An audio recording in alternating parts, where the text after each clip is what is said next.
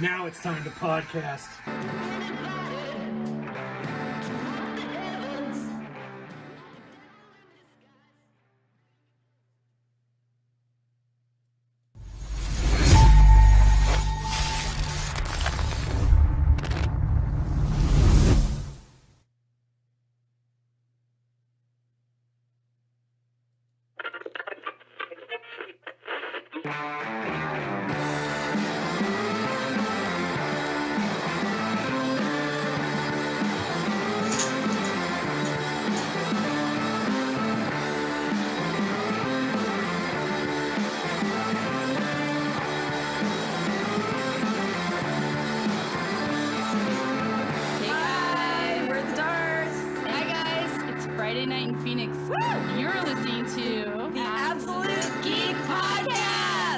Thank you, Darts. It is definitely Friday night in the hot-ass Phoenix, Arizona. Miserable ass. Satan's asshole. Welcome to the Absolute Geek Podcast. I'm Matt. I am Bulleit Kyle. I'm Brian. I'm Solo Wookie. Hey, welcome again. 2 weeks in a row for a solo Wookie. It's like, I'm going to start thinking you guys like me. Don't get ahead of yourself. Go for that turkey next week. Don't get ahead of yourself. Welcome to Recon His Comics. Well. How's it going? I'm good. Bulleit. I know I'm doing well. I have a bottle of Bulleit to enjoy for my Friday night. How about you, fellas? How is your sponsorship coming, Kyle? He's working hard on it. Can't you tell? I am. I'm trying here. He's working real hard on it. Is that the official drink of the Absolute Geek Podcast? It's the official drink of fucking Kyle. Official drink of fucking Kyle. Nice. That's a dope shirt, Chad. I've never seen that one. Thank you, man. It came today. I've been waiting for fucking ever for this thing to arrive, man. I love this shirt. I've seen it before. I ordered it God, it must have been a month or a month and a half ago. Dope. Thank you. Dope, I love this shirt. Took you a month or a month and a half to get a shirt that you ordered? Yeah, dude. I don't know if it's the COVID or and they sent me like 2 or 3 notices, and they're like, hey, with COVID, everything's behind, yada yada. Smoke up your butthole, smoke up your butthole. But they were really, they were on point with staying connected and saying, hey, we do realize it's taken a while, et cetera, et cetera. But it's I love this shirt. And I wish I'd have bought it the first time I saw it. And I finally just bit the bullet, and I was like, hell yeah, I'm getting it. Speaking of Was Bulleit. it this Bulleit? Just like that bullet. Bulleit, Almost. Frontier Whiskey. Bulleit bourbon. Third God, drink of Kyle. I'm still waiting. All the clothes that I've ordered in the last month and a half I'm still waiting forever. You know what doesn't take you a month and a half to get? Your official Bulleit. signature Kyle Absolute Geek t-shirt. Get him now at the Absolute Geek Etsy store. Link in the description below. Just shell ourselves out. Just become a giant billboard of horrors. That's what you gotta do. Just shill everything. Dude, I cannot believe it was 117 today. Dude, it's just brutal at work. Fuck you, Satan's butthole. Yeah, I'm starting to melt down driving around in that goddamn oversized Campbell's soup can, like the chunky, meaty soup. And it just is, it's 130 in that fucking thing. And now I got to fill everything out in quadruplet because triplicate wasn't enough. I can't do it anymore. Just can't fucking do it. There's bring me the snow. There's no relief. We've had no monsoon season, so there's been no relief whatsoever. Yeah, tell me about it. You know what brings me relief? Bulleit bourbon. Bulleit bourbon. Nothing's more satisfying on a hot fucking Arizona afternoon of 117, sipping a nice glass of Bulleit on the rocks. Tell us, Kyle, how do you like to consume your Bulleit bourbon? Would that be the highball? Would that be the a mixed drink? Would that be the slow sipper? How is your You just chug it straight from the bottle. Well, I'm glad you asked, Chad. Go ahead, Kyle. I prefer the Absolute Geek way to be with a Red Bull. Oh. Nothing is more refreshing during podcasting like Bulleit bourbon and Red Bull energy drink. Fucking just chill it, Kyle. Keep selling, Kyle. Keep going. Why do they call it the highball? You know, I have no idea because it's basically whiskey on ice. So, and to do it properly, to my understanding, it's not even a bunch of ice, but it is one large, either round ice cube or like oval ice cube. The ice cube shape. Someone correct me if I'm wrong. I quit drinking 10 years ago. That's not the kind of attitude. Well, the good for you, but that's not the kind of attitude we're looking for here, Chad. You got to say, if you're going to drink, all you drink is Bulleit bourbon. All right. But it supposedly has something to do with just the one large oval or round shaped ice cube. A highball is a mixed alcoholic drink composed of an alcoholic base and a larger portion of non-alcoholic. Examples include 7 and 7, Scotch and soda, and rum and coke. A highball is typically served over ice in a large straight-sided highball glass. So There you go. Comes from the name of the glass. There you go. There you go. So if you put it in a solo cup like Kyle's got, or is that a Starbucks cup? It's a salad and go cup. I have to be. It's part of my diet. I have to do it in a salad and go cup. That way you trick your body into forgetting that you're drinking the calories, right? It thinks I'm also having a salad. There you go. Cylinder ice so that it doesn't water down the alcohol is what I'm being told. Watered down alcohol. That's what it is. Yes. I knew the ice was important, but I couldn't remember why. If you read statistics, I think that's what gives you like cancer. Ice and vodka, ice and whiskey, ice and No, tequila. I'm pretty sure that I think it's alcohol the is what ice. fights the cancer. Right. So- But you do have to have 2 broccoli per 1 whiskey. A highball glass is Broccoli. taller than an old-fashioned glass or a low ball. No shit, huh? The more you know, right? That's what I was about to say. Do, do, do, do. What you learn on this show. Yep. Who says you don't learn anything on this show? Hey, we always try and bring the facts and the information. We like to keep our fans knowledgeable. Who says This we're is not why a you pop like. culture This is why you podcast? subscribe. This is why you come here. You learn how to drink. You learn how to geek. You learn how to just have a good time and laugh. This is the show of shows. We're like the dad you never have because he went out for cigarettes and never came home. We're going to teach you how to shave. We're going to teach you how to drink. You know. Okay, I can't really teach you how to drink anymore, and I'm certainly not going to teach you how to shave. Teach you how to shave your head. That doesn't count. He shaves his head nature's way. That's right. And the more hair I lose, the more head I get. There you So go. that brings us, we're going to have a contest, aren't we, Matt? Sure. Yeah, absolutely. I can't tell because your voice, you're still in like salesperson mode. Well, by golly gee, we're going to have a contest, you see. We are having a contest. Why don't you play the video again, what we would like our audience to mimic, and then we will discuss the rules and the prize of the contest. Oh man, Kyle, why don't I do that? Hold on just a second. Let's go ahead and do that, Kyle. Thank you, Matt. You're most welcome, Kyle. So as you see, if everybody was hanging out in the beginning of the show, we made a little spot, prepare for the show like Kyle does. Just like we were talking about.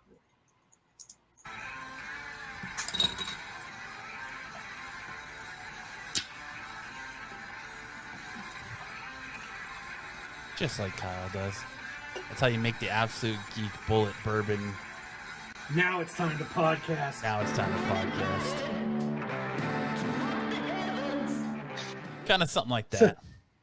So what I would like our audience to do is send us your video of you pouring your favorite Bulleit drink.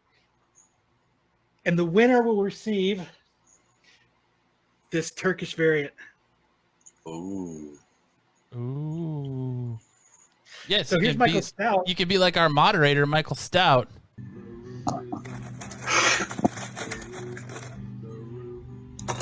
He's got the right idea.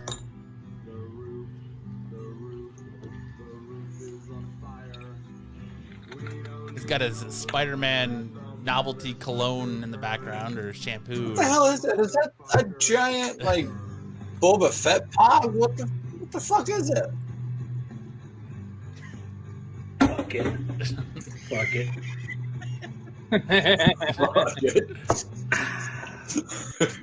There you go.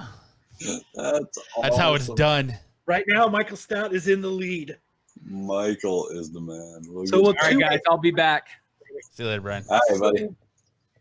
I'll give everybody 2 weeks. You can send them to us Twitter, Instagram, however you can find us. Send us a video and we'll play them. And whichever one we think is the funniest, coolest, whatever, I'll give this away to the grand prize, and I'll throw out a couple more prizes depending on how many people. You got to throw out something that's non-comic book for those fans that aren't. I will give them some Elmer's glue. Some Elmer's glue. No, I'll have a couple other. I'll have a couple other stuff to give away. We are stacking up in the chat tonight. That is nice. So I just think it would be fun. Stout said that video cracked me up. I just thought it'd be fun to see if anybody else would like to do that. And I like to give shit away. You do. You are a giving man, and that is awesome. Maybe we'll you like to give to the audience, and we have a great audience tonight. We do. Hey, we're sitting here waiting. Make a compilation of them and put them into your next commercial. Oh, look at It was that. mail. So the other day, I was in one of the online, on one of the Facebook group sales auctions, and they had two of them, and I was like, oh, that's nice, $40. I just threw a $40 bid out. It went to like $90, and I was like, that's kind of a lot. Maybe I'll go on eBay and say, so it's kind of cool. They're going on eBay for like $25, $26. I think just in that chat or in that auction, I think they got kind of everybody got kind of excited over it. Venom crazed. Yeah. But that was my pickup for the week, man. There's something about these cool ass Venom covers, man. It's fire right now with these Venom covers. Oh, it is. It is, dude. You can't hold on to them. If you've got a book that says Venom on the cover and it's recent, Donny Cates, it's just holy crap. I mean, Donny Cates is such an awesome writer, so I mean, it's hard to. I mean, I see why. On top of it is his lure. I'd like to know what he smells like. Eric says, "Hey, in all honesty, I didn't know shit about shit with comics before you guys." And Michael Stout says, "Yes, Matt, I do smell like Spider-Man." Who doesn't want to smell like Spider-Man? Right. On a scale from Lavender to Brad Pitt, how do you think he smells? Spider-Man or Michael Stout? Because I guarantee anybody. Isn't that the scale? Isn't that like the scale? Forest. Or even Donny Cates. Is it lavender, which is like I think Spider-Man smells like a fucking gym bag because he just sweats in that spandex. So he smells like Brad Pitt. He just smells like a gym locker. He's like a 1 or 2. He's like a Brad Pitt. No, I think Brad Pitt smells like hot boxed BO. Like you, not like confirmed. God damn, that's Brad Pitt. Michael Stout says I smell like bourbon and brake cleaner. There you go. We tried to get the confirmation of Brad Pitt stink last week. It did not work. Yeah. So this week I would like to find out if Stifler stinks, because our guest coming up was in the rundown. Yes. Or maybe The Rock. I wonder if he smells like pineapples. That's fucked. Why? He might. He smells like pineapples.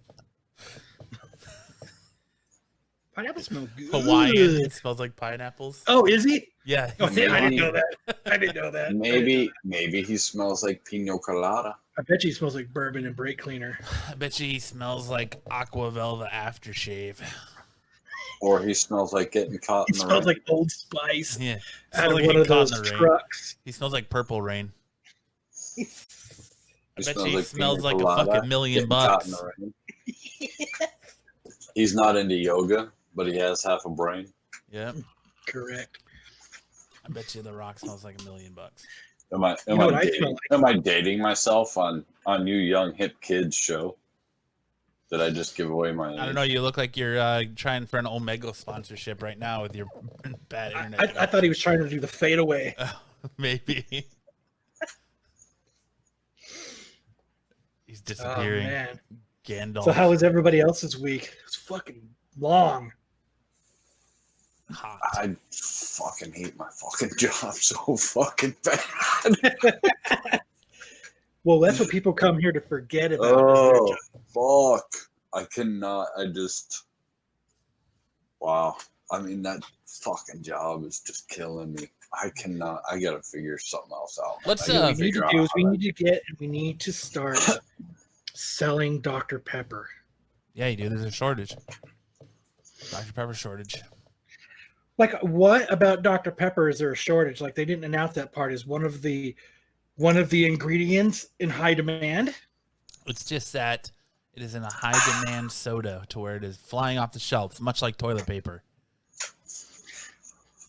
It's Dang, just, we gotta get our TP and DP. and it's only in certain parts of the country, but it's yeah. It was out here. It was not on the shelf for a long time, like almost month and a half. And they just now restocked and got a shipment. Not even, I think it was last week. It's just another thing in 2020 for there to be a shortage of. Apparently, there's going to be a shortage of all kinds of sodas because they're running out of the aluminum cans, and they're running out of aluminum to make cans.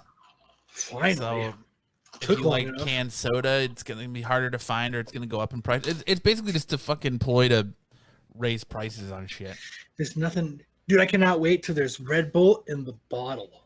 Well, and it would make sense for Dr. Pepper because they have to change their recipe to put it in plastic bottles and all of that. And I actually don't like it any other way but in a Chad, can. I'm going to because of let the you way in they on a make it. secret. They already put Dr. Pepper in plastic bottles. I know, but they totally changed the recipe to do it, to put it in there. Dr. Pepper in glass bottles is really good. Oh, it is. I wish they'd go back to making soda in glass bottles. Coke in glass bottles is really good, especially if you get the pure sugar, the real cane sugar kind. Holy And fuck! that dirty used glass that's just been Oh washed my a million God. times. That's flavor. It is. Welcome to flavor country. I'm going to get my TP and my DP. Welcome to Flavor Town. Yes, so like I was saying, we're waiting on our guest tonight. Actor Pat Jankiewicz is going to be joining us for an interview here in just a few minutes. So we're just kind of waiting on him to get that started. He's been in, like I said, The Rundown and lots of other good stuff. So we're going to have some good stories. Did you pick anything up this week there, Matt? You got any Wookiee cookies? I've not bought any Wookiee cookies lately. I just bought the normal weekly readers. My days of buying expensive comic tapped out, books huh? are Your I 6 week. Your 6 week. my 6 week splurge has come to an end. That was quick, sir. Easy come, easy go, like the DP and the TP. Max Bender is waiting patiently for Kyle to argue Artie's spot on assessment. Look, let's talk about. I'm gonna fucking. We're in the wrong business here, guys. Like, whatever you do Hey, professionally, that's our loss. whatever You you do do, a podcast for free? we're doing a free podcast, and whatever you do in your adult life, you know, we're in the wrong business. We all need to go to a weekend seminar to become psychics, so we can all charge $50 for a 15-minute psychic reading. No, what we need to do is the same thing that Mr. Beast did. Oh, look at you name dropping fucking YouTubers, huh? I just discovered this dude. Like You 2 just days discovered ago. Mr. Beast? Yes, and it fucking drives me bonkers. I'm gonna dress up like a homeless guy, and I'm gonna go buy a Lamborghini. Fuck off! You're a fucking dick. Here, we hit your car. We hit your $2,000 car. Here's $9,000. We're gonna camp out for 7 hours and make a joke about it. Fuck you. Is that like a helm on a pirate's penis? Yes. She be driving me nuts. He does that shit all the time where, like, he bought a Tesla and did it where his friends all had to keep their hand on the Tesla, and whoever was the last one touching it or in it won the car. I mean, don't get me wrong. He's a genius. He's figured it out. He spends money like it's not real. Here, I'm going to buy every car on this used car lot, and then I'm going to sell them all for nothing. Got that YouTube money, sir. Those YouTube monies. It's not going to be any. He's going to be no competition to that Absolute Geek money. I couldn't even say it with a straight face. Hey, man. Keep them pockets loaded was what Corbin Isn't that says, the right? same loser that came and looted them all? No, No. that's Jake Paul. Yeah, that's a different guy. That's right. That's right. That's Jake Paul. And I still think the psychic was way off about me. He made an incorrect statement. He said nothing about you in Bulleit bourbon. He forgot to say Kyle likes to drink Bulleit bourbon on Friday nights for Absolute Geek Podcast. Not a very good psychic at all. It is smooth and refreshing and goes down like butter. I don't know. It does not go down like butter. It goes down like awesomeness. Like awesomeness. Yes. Awesomeness. Like liquid cool. So, yes, It's a Kyle. liquid cool in a cup. Kyle wants that sponsorship. He's working Look how hard for cool it. I look drinking Bulleit out of a green straw. Wow. Thank you. So, I'll be here all night. so unenvironmental. You son of a bitch. Why isn't it a paper straw? Because I'm out. Sponsorship denied. Yep. Why? No. Green straw. We were going to give you a Bulleit sponsorship, but this fuck is drinking out of a plastic straw. Yeah, we can't condone Not that only a kind of plastic behavior. straw, but a plastic cup. Hey, I'm reusing my cup. That I'm helping the environment right now. Did I throw this away? No. You I recycle. washed it and I put whiskey in it. You're just going to have a bunch of salads show up at your house from Salad to Go now. That would be awesome because that place is fucking awesome. Max Bender wants you to do a live podcast from the Bourbon Trail. If Newbie will do it, I'll go. You're going to go do a live podcast from the Bulleit Distillery. Guaranteed I would. If I can get Nubia to go do it. Because, that's exactly what she wants to do for her vacation. She wants to go to the place they make whiskey. Why not? That's what I said. You'd be surprised at how nice it is down there. Although, if you're gonna do that, I think it should just be a law and rule if you're going to go do all the whiskey tours, because like Bulleit's down there and Jack Daniels and Jim Beam and all that shit. You should have to drive a General Lee. You should have to. No way, dude. He has to drive one of those Red Bull can cars. Be awesome. Just the No way. car with a giant Red Bull can on it. That's Dude, that would be part of awesome. the stipulation. Stipulation complete. I would be Well, more that's than what- happy to drive the fucking That's what the Duke boys did, though. They were moonshiners. They were smuggling Uncle Jesse's But I'm not moonshine. moonshining. I'm just distillery hopping. Exactly. So you should have to do it in a General Lee. You got to do As long as I get the jump shit. the moonshine run there. So I'd love to see you jump shit in a Red Bull can car. I would. See if that Get shit you one really of gives them you wings. Dixieland horns on little Red Bull cars. It'd be awesome. Red Bull gives you wings. Great. That's the way you got to That would enter be every classic. distillery. Just poof, just come flying in. That's what they want. Oh, that'd be awesome. I'll try to parachute in. So Now, last year, one of the distilleries lost a crap ton. It caught fire and burned Jim down. Beam. Was that Jim Beam? Yeah, I couldn't remember if it was Beam or Jack. Gross.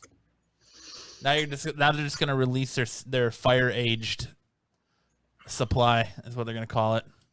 There you go. Fire aged. Get That that is nothing smoky ash taste you've come to love. You've come to love and admire. My aunt's side of the family actually is related to Jim Beam. The other part of the contest Kyle didn't mention was when you're Now he knows purchasing about it. when you're purchasing your bottle of Bulleit, That's it. That's who shit. take a picture of it and put it on social media and tag us and Bulleit whiskey and Red because Bull. of Absolute Geek, I bought Bulleit. Yep. And show I them forgot that's the other half. show them that they need Kyle as their spokesperson to help push their product. This is something everyone can get behind. If you're not a comic book fan and you come to us just for the random bullshit, you can get behind this and push some whiskey, because who doesn't like to drink? Chad. Whiskey pushers. I actually used to love drinking. I can't wait to our next review. I'm sorry, I don't mean to interrupt you, Chad. But I can't wait to our next review. I hadn't checked out Absolute Geek in a while. Used to love the show.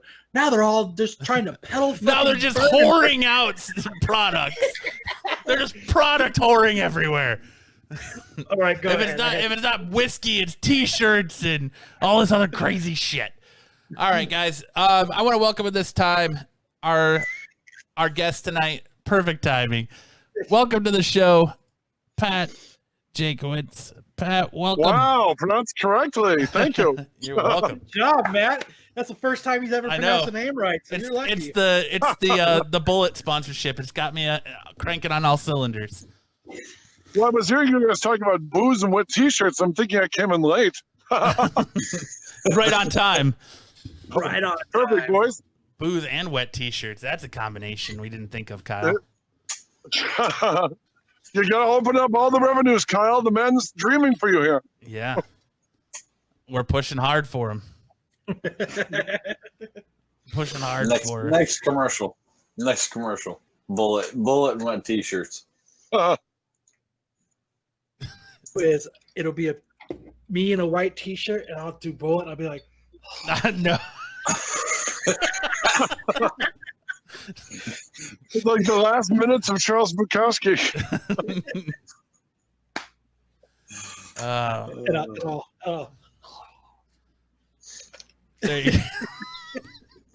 There you go.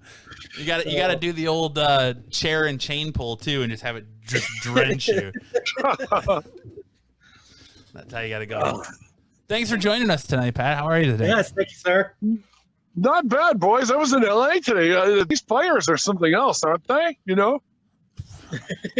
I mean, you could be here in Phoenix with us in 118 degrees. Oh, screw that. My mom and dad lived in Tucson, and the only relief I would get out of that area was during monsoon season. But you're in monsoon season now, right? If that's what you want to call it, yeah. We haven't had any monsoon storms yet. Wow. 118. It was 107 here today, and I was bitching. but you've just fixed that for me. Anything over 100 sucks. Doesn't matter where It really you are. does. I mean, yeah, but remember, you're in Arizona, so it's a dry heat. It doesn't matter. No, it's still hot. Anybody that says that, I'm just like, you know what? Stick your head in the oven, and you tell me how great that is. Well, hold on. Are you all native Arizonans?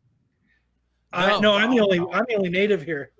Like Wow. like you, I'm a fellow Michigan boy. Wow. Yeah. Well. Thank you. The 313 in the house. Yep, Bond has been made. that's right. But I have to ask, do you all have Fry's cards? Yes, I do. Good. I have a King Supers card. I'm from You the don't have- north. I'm from Colorado, What part? northern Colorado, Fort Collins. Wow. Okay. How close is that to Lake City? To Sydney, Nebraska. No, Lake City. No. Lake City, Colorado. It's a mountain town. Oh, it's hours away. It's at 6. It's like 4 to 6 hours, if I remember correctly. Wow. I mean, Colorado, I did a movie there about a year and a half ago, and the altitude, it's so high up there, you know, your ears pop literally every 10 minutes. Yeah, I have high friends in places. That's terrible. What part of Michigan you from? I lived all over the state. I lived in the Detroit area for a while. My dad was in the military. He was stationed at Belle Isle. So I lived in the Detroit area for a while, and then I lived in Roseville, and then moved to Manistee when I was about 12, and then from there out here. Sucker. So all over the state. That's great. But even more importantly, you're out of Michigan, which is the best thing you'd possibly do to yourself. Yeah, I don't know. I wouldn't mind being back there right now. Over 118 degrees, but you know. Yeah, but when I mean, there's a lot to do in Arizona, fellas. When's the last time you guys hiked telephone line? It's been a year or two. Wow. Might be time again, fellas. Go in the morning when it's cold. Yeah, I mean, this morning was only when I woke up and it was 95. Wow. At Balmy. 6:30 this morning. A balmy Chilly 95 degrees. Wow. At 5 a.m. Burr. Do you still get javelinas? Do you guys have javelinas up there still? Mm-hmm. Mm-hmm. Once in a while, they trek into the city. They're kind of adorable. I think a good You get javelina. real You know? close, and they go, and fucking start freaking out with those big ass teeth coming out. What? Now, did you guys watch the meteor shower the other night? I mean, because you would have had an unbroken view, right? I didn't go outside. I didn't see it. You can't really see much with all the ambient light here in the city. I saw a couple. I was out and it was pretty early, and so I saw one or two, and then I didn't. After that, I had to go to bed. I worked too early. Wow, nice. You know what I mean? I mean, I just there's so much you like. I mean, not the heat, but there's so much you like about where you are right now. I mean, Arizona is a beautiful place. Is it? Is it? If you love can. the color brown, it's a very beautiful Yeah. place. If you love brown, come to Arizona. I love dirt and rocks. If you love brown dirt, rocks, and everything trying to kill you, Arizona's the place for you. Sir, Waffle House has never tried to kill me. I don't know. You haven't eaten the Waffle House around here lately because I feel like it's trying to kill me. There's a good one on Speedway by Bookman's. If you've been to Bookman's, hey, are both Bookman's still there? Yes. Yep. Oh my God, the greatest used bookstore. You know? It's a great place to find comics. Yeah, they have 25-cent comics. Do they still have those stacks and stacks of them? Mm-hmm. Or you just rummage through and you find those. Once in a while, you find those diamonds in the rough. Right, and they made a point of you open the splash page and they still rubber stamp the 25-cent Bookman's on the splash pages? Nope, they don't do that anymore. Okay, that killed me. Within the last 4 years, last time I grabbed some Bookman's comics, they were rubber stamped 25 cents on the inside of the cover. It broke my heart. Little. Some of those people collect them if they're stamped on the top cover on the upper right or on the upper left. A lot of people try and collect them because it signifies where they came from. Really? Mm-hmm. Or if you find some of the older military style, there's a star that's stamped in the upper right-hand corner, or actually Seriously? printed on it. Oh yes, more. Yeah, I did not know that. When they would ship them to the comic shop or the drugstore, they would stamp the top one so that they knew that when their shipment came in.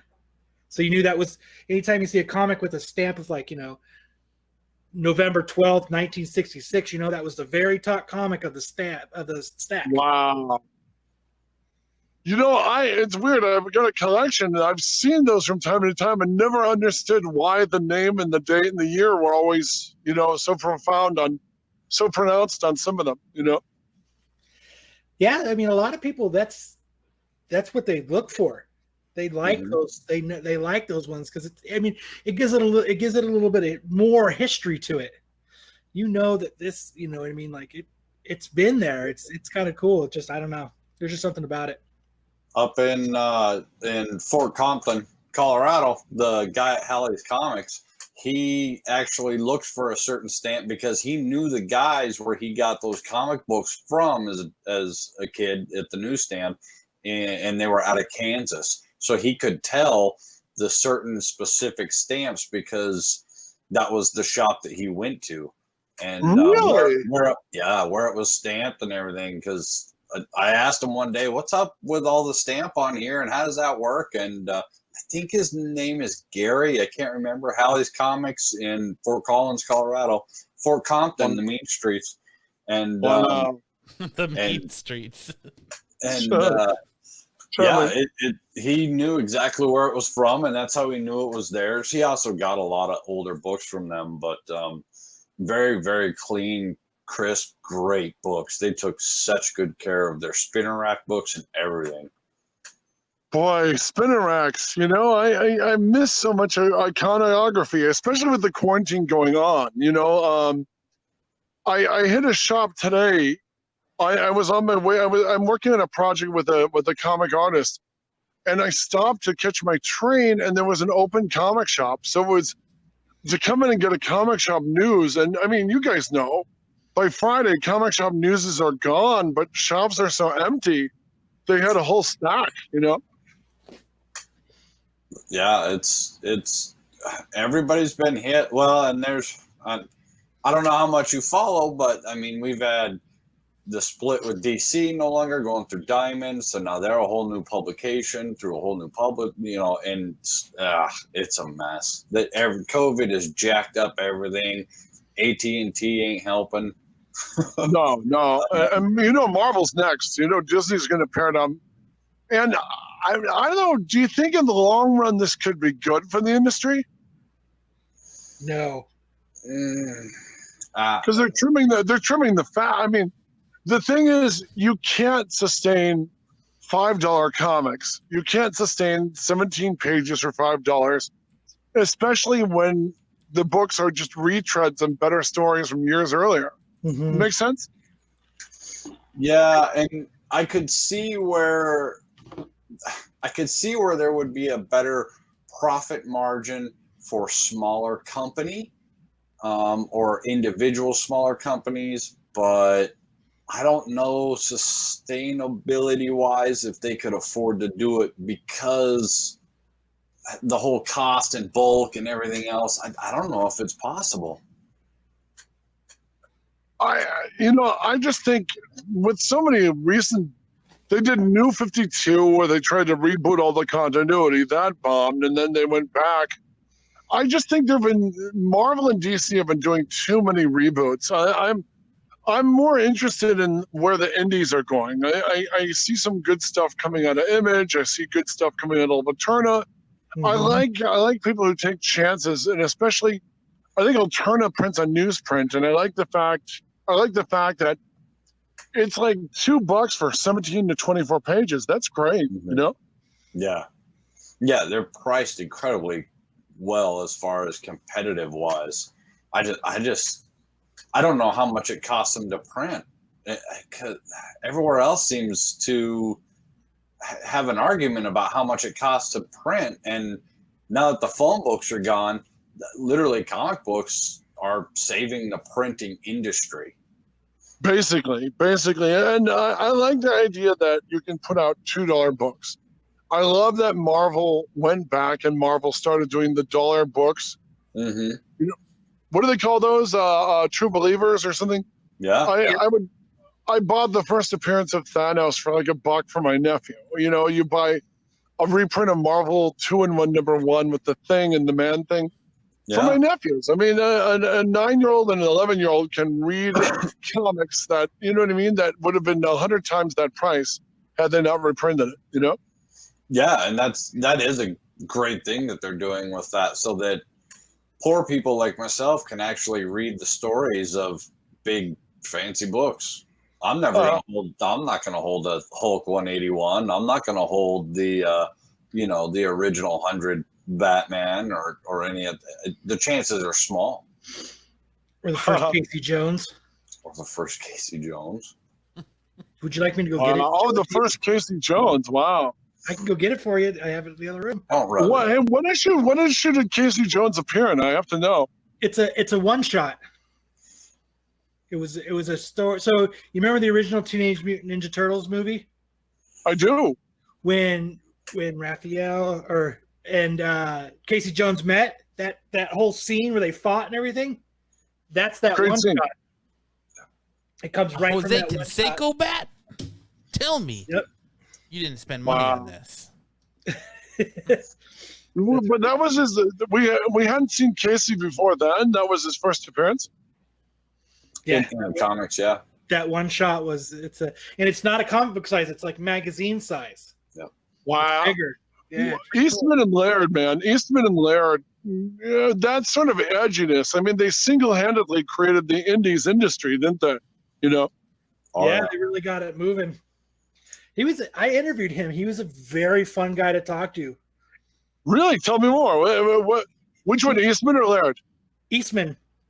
We sat down with Eastman and we got to sit and do a little interview with him, and it was kind of cool. You know, we just sat there and he asked questions, and he talked about like, where it came of, the whole Daredevil thing, and with the ooze going in there because of Daredevil, and he talked about the idea Shredder was when they were doing dishes, and he put the cheese grater over his hand, like wow. And that's what I thought that was cool. Like, you're just sitting at the kitchen table and you're coming up with this awesome.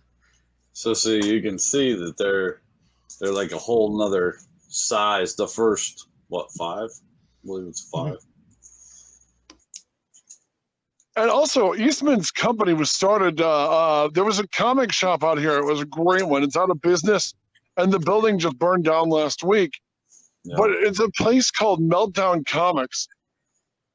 The irony. And I know, terrible. Well, before it went under, Eastman let them have his office, put his office on display, including the check. His late father had cut a check for like $500 to print the initial run of Ninja Turtles. The original ones, oh no, that was the Turtle Soup. So the original first appearances were in Turtle Soup, and they were just on printer paper. Wow. Yeah, they had like they were, but they were drawing the floppy turtles. The original design by Laird. They looked like floppy turtles. Oh wow! Look at that. So in this one, actually, why isn't that in a bagging board? You fucking heathen. I know, right? Here's one of the original. Yeah, where's your comic condom, jerk? Yeah, right. Get your gloves on. Get your dick beaters off of my my book. He's right, man. Your ham hocks are going to ruin that cover. That's how you get Corona. I would still risk the Corona to get. I would still risk the Rona to get the cover with the first Casey Jones appearance.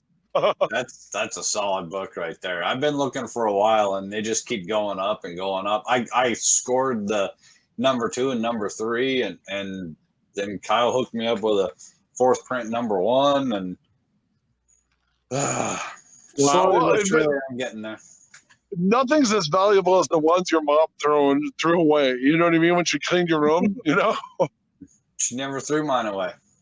Well, I was 12, and I lost the first appearance of Bullseye. Damn. Charitable 131. Comics are for kids. What was more, my room was a mess, and you know, your mom says, you got to clean your, yeah, I'll get around to it. You come home and wait, where are my World Fight Nights? No, that's one of the greatest things about my mom is she never threw any of my shit away, and I still have almost all of it. Wow, very nice. Except for what I threw away because I completely destroyed it. There's a few Star Wars toys that I'm missing, but other than that, I got most all of them. What's the most valuable comic you got rid of? Oh, that's a tough question.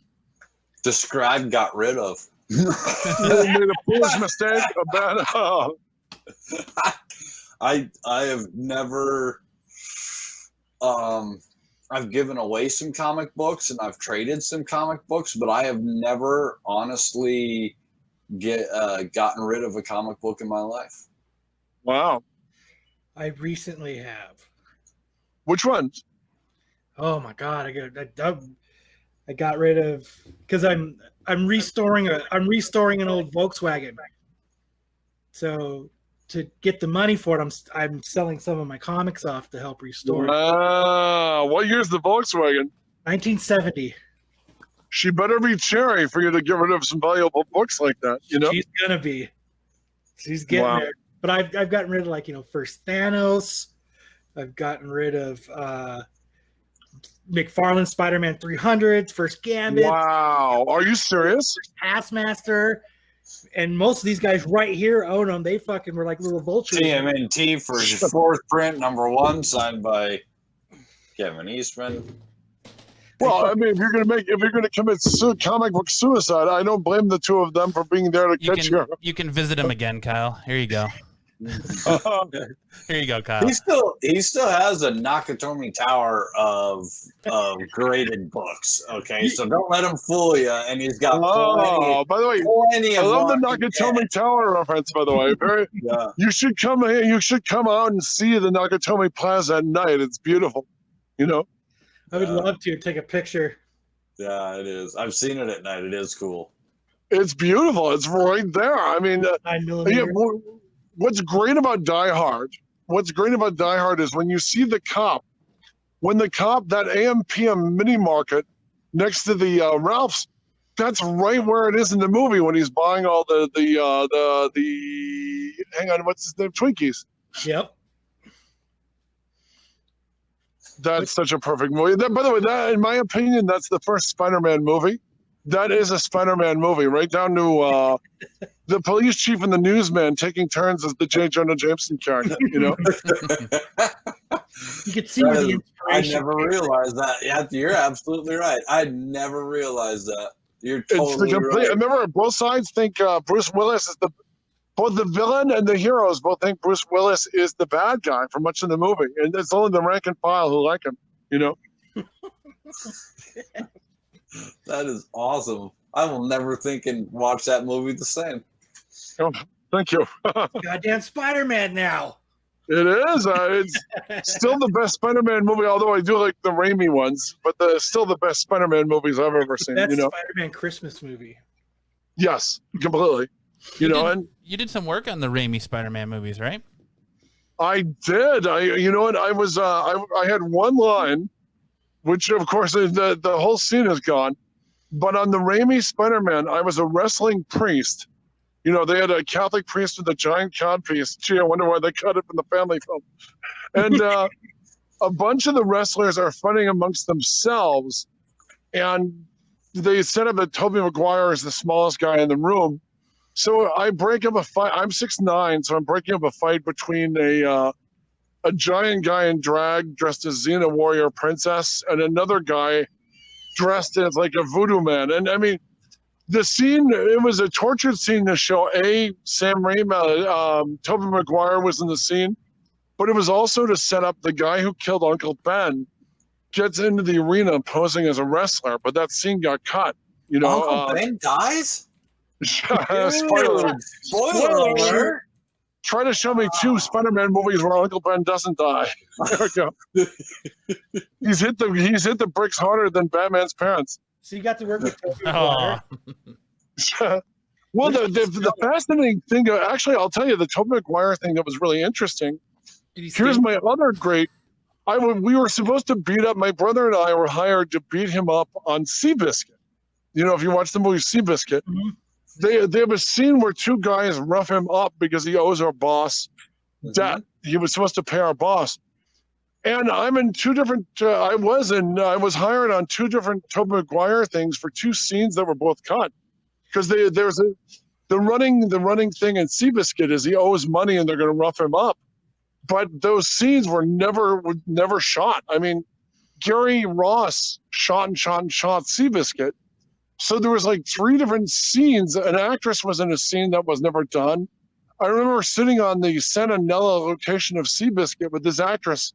She was in another scene. My brother and I were goons waiting to beat up Tobey Maguire in a scene they never got around to shooting. All 3 of us were really well paid, but we never even shot it, you know? Hey, Pat, we got a movie with Tobey Maguire. You want to be in it? No, I get fucking cut out of those movies. Every damn time, man. Are you kidding? I'd love that. I'd be like, sure. You paid me and I never even shot it. Hell, this job is the best job I've had. How do I get that gig? Right? Well, I get paid and no one even knows it. It's awesome. You were right. I will tell you, I was nicely paid and I was really well fed. There's nothing like movie catering. And you know what? The interesting thing, what was taking them, you guys, you're like this. The Lantieri brothers, they won an Oscar for either Jurassic Park or Terminator 2. They did The Incredible Hulk. Michael J. Lantieri had built a giant mechanical Seabiscuit for Tobey Maguire to ride because he was way too big to be a jockey. So they built a fake horse for him that would make him in jockey proportions. It was amazing. So you're watching him, and it was like a slingshot thing. They had real horses running alongside him, but he was in like this slingshot device where it would send him around the track, like a test. It was kind of because there was nothing to do but watch them shoot the stuff they were shooting. So they would put Tobey Maguire in there on this fake horse like a test pilot and shoot him in a complete circle, you know? I thought that was like CG or some kind of like movie magic, or I had no idea. It was movie magic. He was sitting on a robot horse. I had no idea they went full on Jaws robot horse shark thing there. That's it was amazing to watch, you guys. They would put him on there, shoot him around the ring, and it was amazing to watch them do. You know? So did I hear that right? You said you're 6'9"? I am. Good health and clean living, boys. Yeah, I guess. 2 guys walked into a bar. Don't you think the second one would have ducked? Oh, terrible. So did Tobey Maguire smell like Axe body spray and cigarettes? No, well, he did smoke, but one of the interesting things he smoked, but he also did push-ups. Every time before a scene, he would do about 40 push-ups. What was interesting? Sweat. Yeah, what was interesting about the Spider-Man stuff, I was there when Bruce Campbell shot all his stuff. Macho Man Randy Savage hated on one of the. There was a PA. And Macho Man Randy Savage. He wasn't tall, but he was wide. He was as wide as my brother Donald and I are pretty tall, and Randy was as wide as us, standing shoulder to shoulder. Jesus. Yeah, and he was you guys. He was ripping sweat, and he wasn't doing anything. It was in between. He had to be on roids because he was pumping sweat like crazy, and he wanted to beat up this PA. And he was insisting this PA, like this 19-year-old guy, had been looking at his girl. And Raimi keeps telling the kid, "Get the hell out of here! Get the hell out of here!" And he goes, And he's trying to butter up Sam because he wants to keep working. He goes, I will stay by your side, Sam, as long as you need me to. And Sam Raimi finally said, get the hell out of here. I'm trying to keep him from killing you. Dude, get out of here. That guy is on roid rage and cocaine. He is going to Yeah, he was, you guys, sweating, just wall-to-wall sweat. Wow. That's sweating crazy. and raging. So how tall is your brother? Is he 6'9" as well? My late brother was 6'9" as well. My brother Donald's only 6'6", and my brother, no, Donald's 6'2", and Steve is 6'6". Only. He's only 6. Guy's only 6'2", sucker. We are so, yeah, he hates being around us because everyone makes a big deal. And he'll finally say, 6'2" is pretty impressive in most circles. Just not this one. Yeah, not the one we're in. He gave a whole new meaning to run to the litter. God, it's like growing up in the house of Wookiees. It's kind of, yeah. That's kind of our jam. We ate everything. Costco did help my father put food on the table. As long as there was a Costco card, we were all good. No one will get hurt. I'm going to go in because it's starting to look like Blair Witch out here.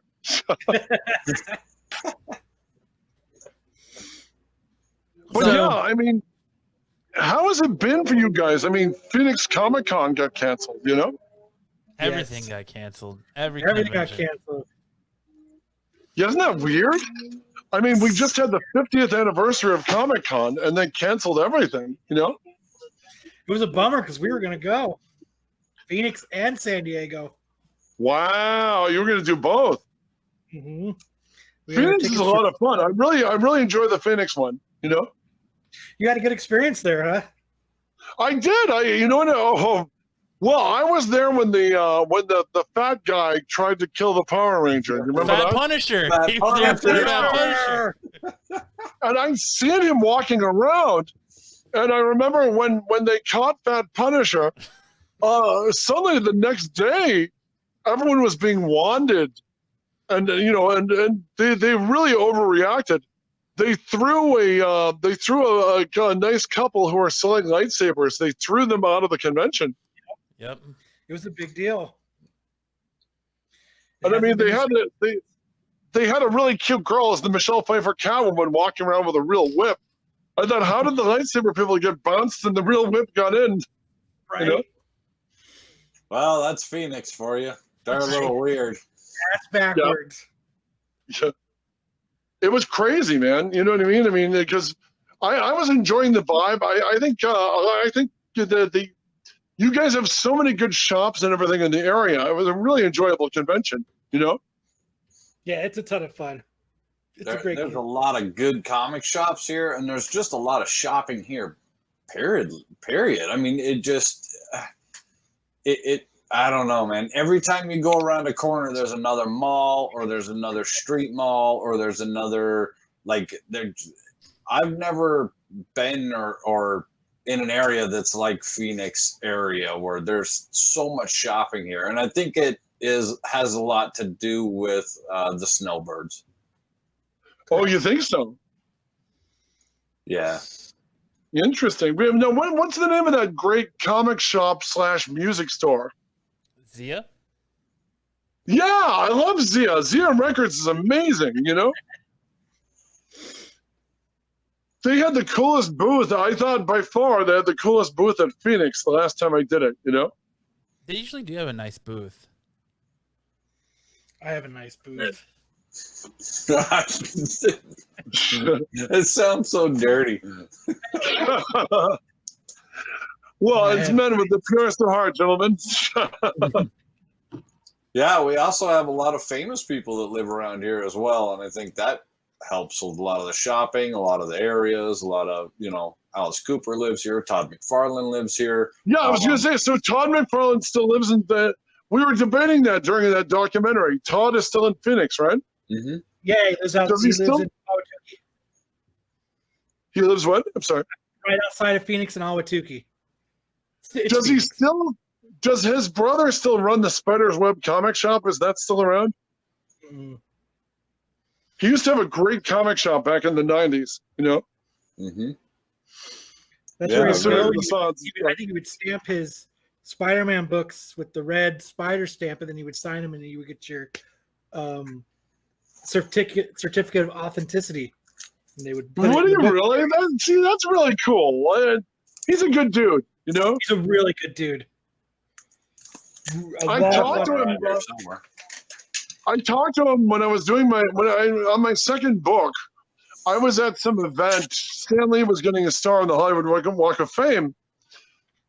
And the crowd there only knew Stan Lee from his movie cameos. And it was painful to me because they didn't know who Todd McFarlane was. So McFarlane and by the way, McFarlane had one of his daughters with him, and she looked just like one of his drawings. I was really impressed, you know? What was your second book about? My second book was on the Incredible Hulk. Oh, nice. I did a 2-pound book called You Wouldn't Like Me When I'm Angry, a Hulk Companion. Stan Lee's in it, Herb Trimpe, Lou Ferrigno, you know, and about 100 people who worked on the show, and about 30 people who worked on the comic book, including Peter David, you know? What was that like, writing that and getting them? So you got to meet all these people. I mean, like, I sure did.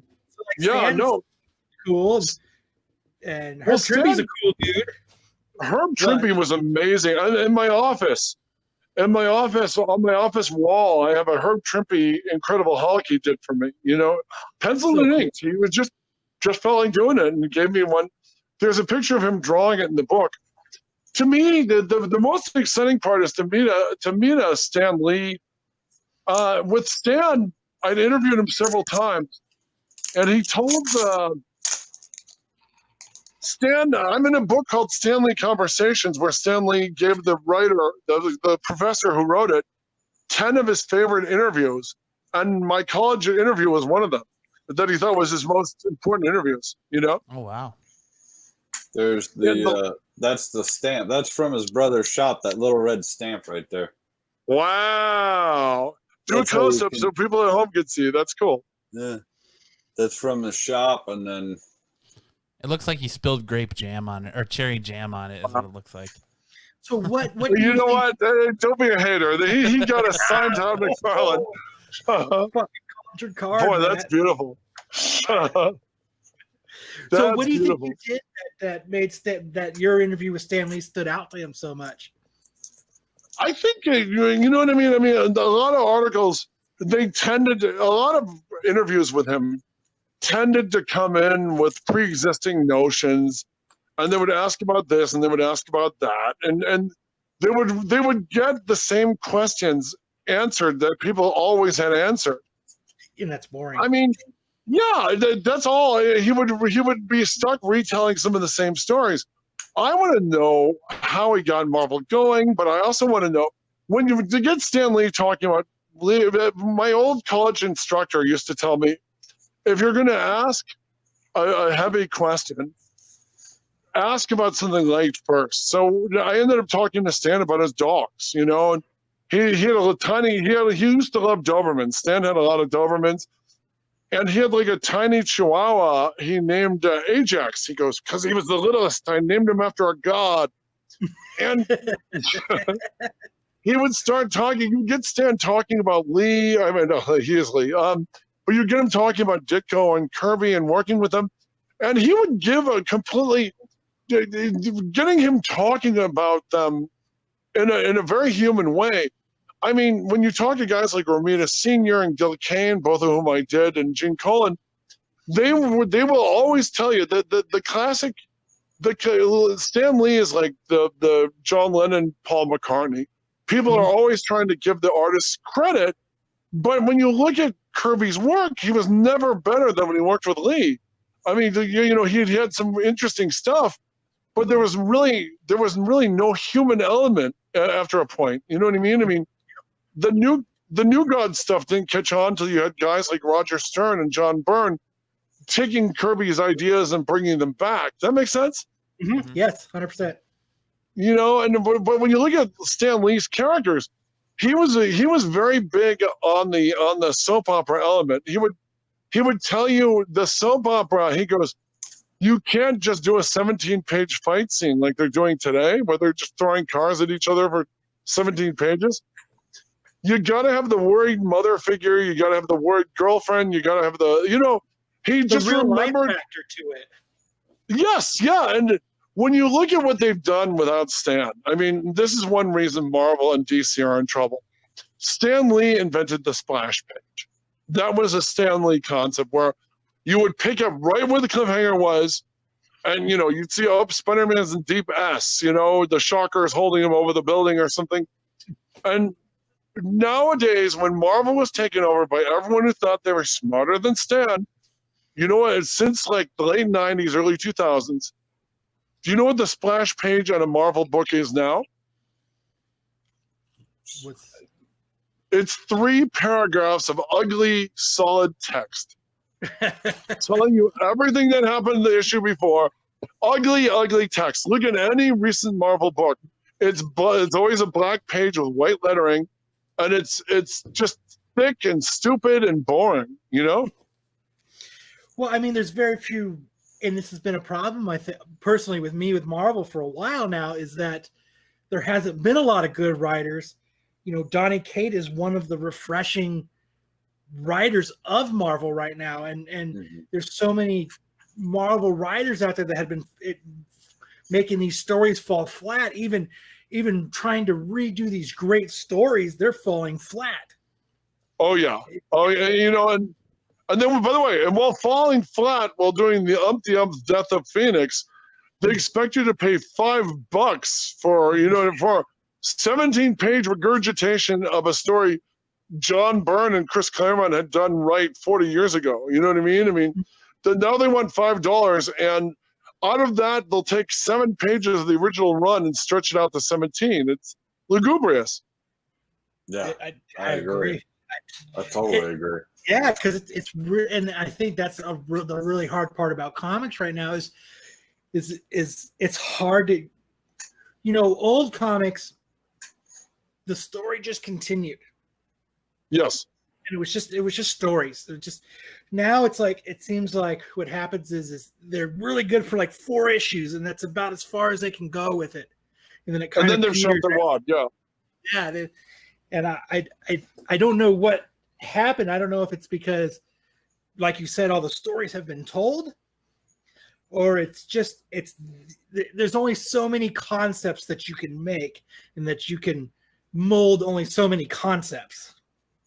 Well, yeah, but I don't think that's possible, because you're looking at 50-year-old franchises. These are 50-year-old characters.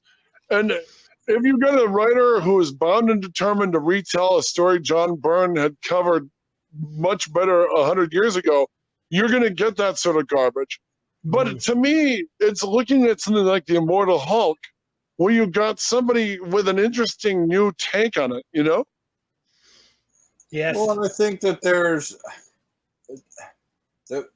Donny Cates, I think he plays a lot to the older style, so that's why he works right now. He's taken the Silver Surfer Black, and he made that whole basis, and now he's worked on Venom, and he's now doing Thor, and he's making this bigger universe in a crossover long story where at one point he's already said it's all going to come together, and that's exactly what they did back in the day. I also think a big part of today's problems, as far as new TV shows, new movies, new comic books, new writing, new stories, we pin these guys into cubicles and expect them to produce this amazing, work where they don't get out. Like, you want to give them fresh new ideas? Get them out of the cubicle. Send that guy for a week to the Grand Canyon to go hike his ass around up and down the hills, and I guarantee you he's going to come out with some new stories, and he's going to be like, hey, you know what? I was out of that cubicle, and look at how my brain started to work. I have the best ideas in the shower. Yeah, back in the 60s, I'll bet you do. Back in the 60s, you know, and that time there was a lot more getting out. There was a lot more going on family vacations. People weren't so worried about money. People weren't inundated with just the technology and the production, and they gotta make money to live. And they had more chance back then to get out and experience more life and create new creativity and ideas through that. And I think it's a big part of what we miss today. Well, I think one of the things that Stan Lee talked about, I remember during that time when he was taking the train to and from Long Island and everything else, Stan Lee said the continuing stories was because he had to get the artist drawing something. And he said he realized if the stories were continued over like 2 or 3 issue arcs, he would be good with the writer in terms of as an artist without having to think of the artist would know the situation and be able to, okay, Iron Man's fighting Namor, da da da da da. He wouldn't have to reboot from page 1, and by he said that he said he was saved multiple times by the continuing storylines like that, Mm-hmm. Yeah. And I think there's a laziness in modern comics that you didn't used to have. I think that's why the indies are so interesting, because you have Marvel and DC, and I mean, New 52 was garbage, Some of it. I have to know what title are you going to die on for New 52? Batman, hands down. Batman, one of the best Batman stories is the New 52. Yep. You're talking about the League of the Owls thing, right? The Court of Owls, the stuff, the do stuff with the Joker, Scott Snyder. Yeah, Scott Snyder's work in New 52. I'll die on that hill. Yes. Okay, all right. I will run up that hill shooting every time. But you're right. A lot of those stories just didn't work. And you're right with a lot of the New 52, but Batman was probably some of the best storytelling that we had in years. Wow. If you haven't read the Scott Snyder Batman run, go buy a couple of the trades and give it another try with a whole new attitude. And okay. You will not be sorry. And the New 52 gave life again to Aquaman. They made Aquaman relevant again instead of just being a joke guy who talks to fish. Okay, you just brought some. That was the Jeff Johns running Aquaman, right? Yes, I believe Jeff Johns was doing New 52 Aquaman. Yep. That was great. Okay, and Milton Landing, I think, wrote some of it as well. You're right. That was again. Yeah, that was amazing. They brought him back like that. Okay, all right. Yeah, you made a good defense. But I agree. Like they mutilated Teen Titans in the New 52. They completely took a great group of people and they just wrecked it. I know they did it with, and it felt forced. It wasn't just wrecked; it just felt forced. Batman Beyond, it was hard. But there's a few good stories that came out of the New 52. I thought the John Semper run in Cyborg was pretty good. Where they said it in Michigan. I thought John Semper did a good job there. So what? So are you currently reading? Do you still go to your LCS on Wednesday? Are you still doing the full shopping at your LCS, or what are you reading now, or are you? Oh, you know what? There's certain titles I love. Immortal Hulk. You know what I mean? I mean, I've been enjoying. That's a great run. It's an amazing. Reinterpreting it as a horror comic, that was really great. And again since COVID, we have a place out here called Frankenstein's, which is like a giant. It's like a giant flea market. I usually take my nephews. But I haven't seen them since COVID. I mean, we're all isolating from each other, and there's 7 and 9 and 11, and it's just I feel bad because I haven't seen them since. Yeah, that's when I usually get my books. I'm buying them theirs, and then I'll pick some stuff for myself. I went by a shop today. I had a business meeting today, so I stopped in a shop on the way to catch a train. And I hadn't been in the shop in a while, and the shop was completely empty. And, I talked to the clerk, and he was talking about how it's a hard time. He said they were happily surprised to still be in business. And that's scary. I hate that the dealers are the ones paying for this. Really, It really is scary. But I mean, I got to be honest. I go to my local. I don't leave the house very much because of this. You shouldn't. I go to the comic book store about once a month. I've gone about once a month through this. The only problem is when I get through, there's a stack like this of comic books. It's the only problem with it. You're like, it really makes you realize how many comic books you buy when you buy it monthly. When you buy it weekly, you're like, okay, there's a few comics here. That's not bad. Oh, this is my $8 week. Oh, this is my $25 week. But then you get all of them. They're like $91.20. You're like, fuck.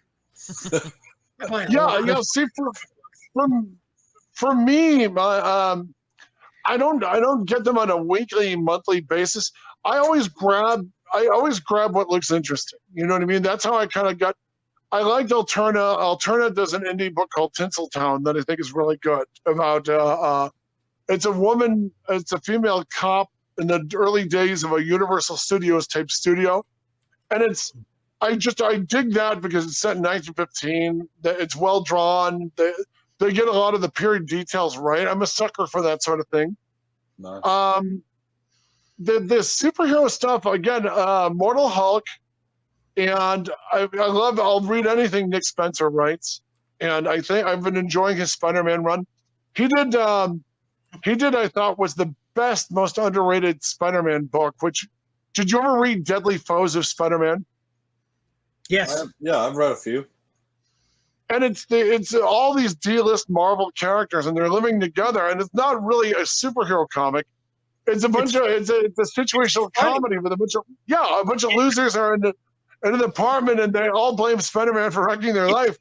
But it has nothing to do with superheroes or villains. That Spencer could write like hell, and Steven Lieber is a great artist. I really enjoyed his run on it. Mm-hmm. Yeah, he does have some great. I did enjoy the Deadly Foes of Spider-Man. I just got a kick out of it.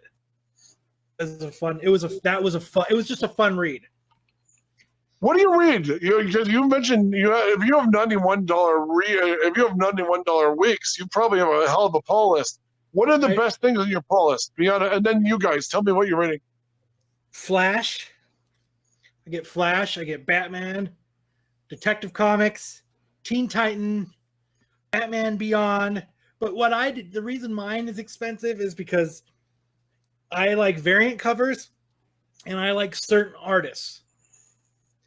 So, like on my pull list, I say if this person drew the cover, I don't care what book it is, put it in my pull list. And it's like there's like 5 different artists that I love.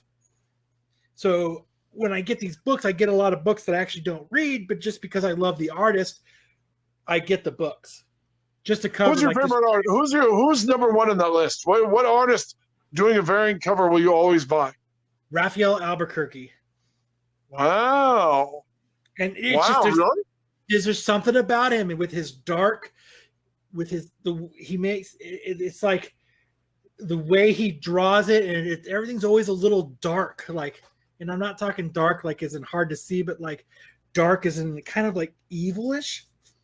And there's just something about the way it smears, and there's just something about him that I love the way he can put lines on the paper. There's just something about it. Oh, wait, that's interesting. That's honest. That's how I feel about guys like Humberto Ramos and Tim Sale. Yes, Humberto. He's a really nice guy. He doesn't speak English, so it's hard to talk to him.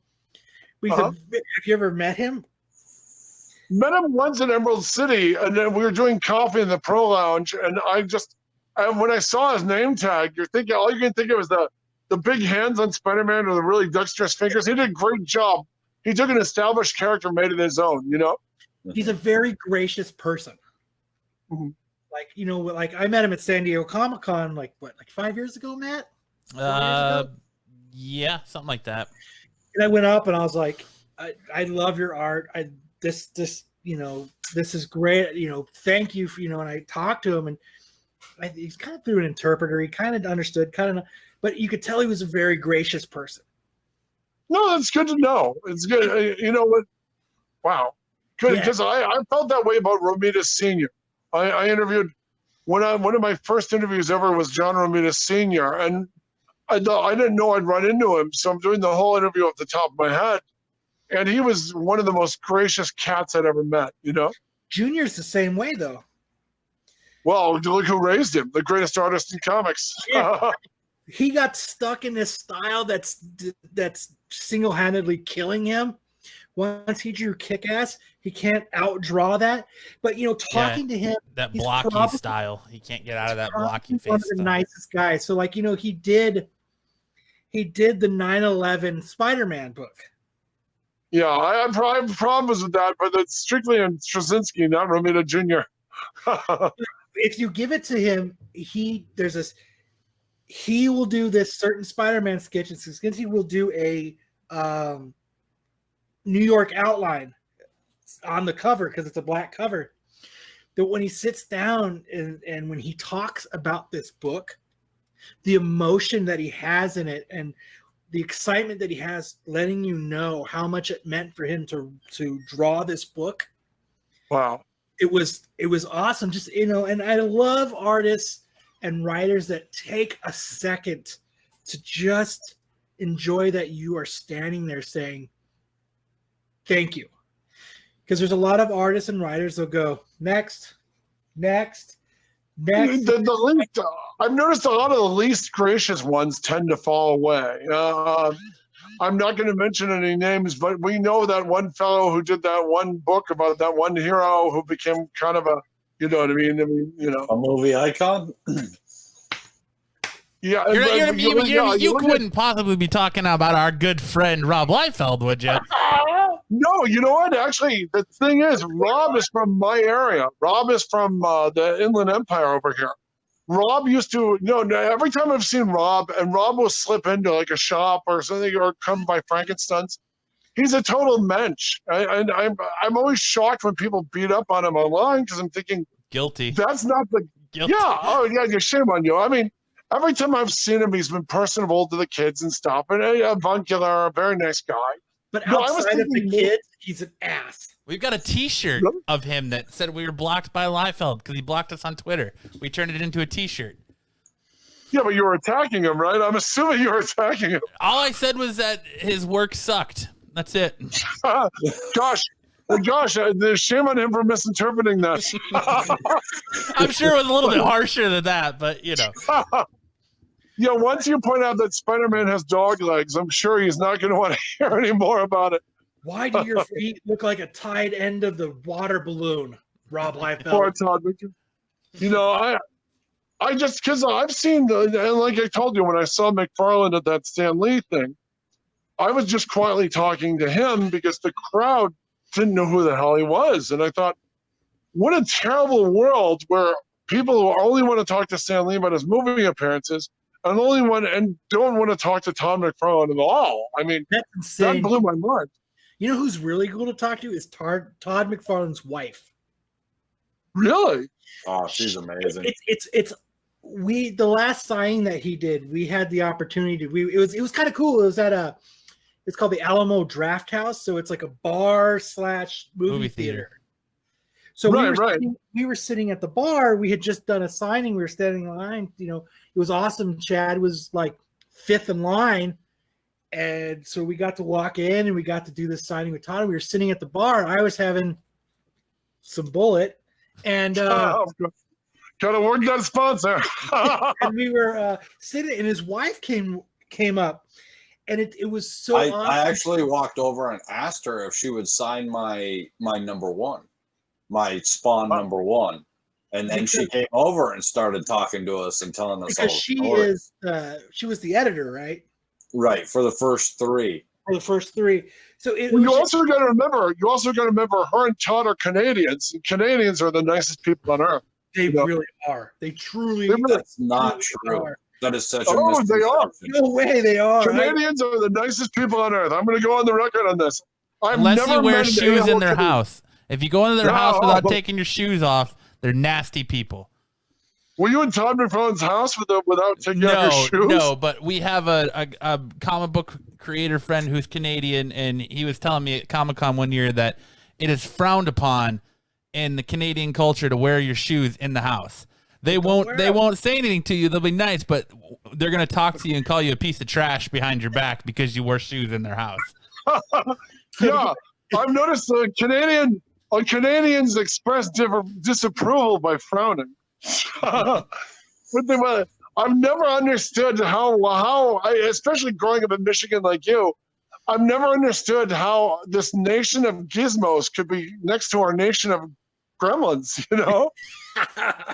I've honestly probably run into more Canadians living in Arizona than I ever did living in Michigan. A lot of Canadians have summer homes here. Yeah, especially like winter homes. I'm sorry, winter homes. Especially being close to like Windsor and all that, you'd think you'd meet a ton of them in the Detroit area, but I've met more Canadians out here than I ever did back in Michigan. I used to do construction. Chad does construction, and we were service people. He still is.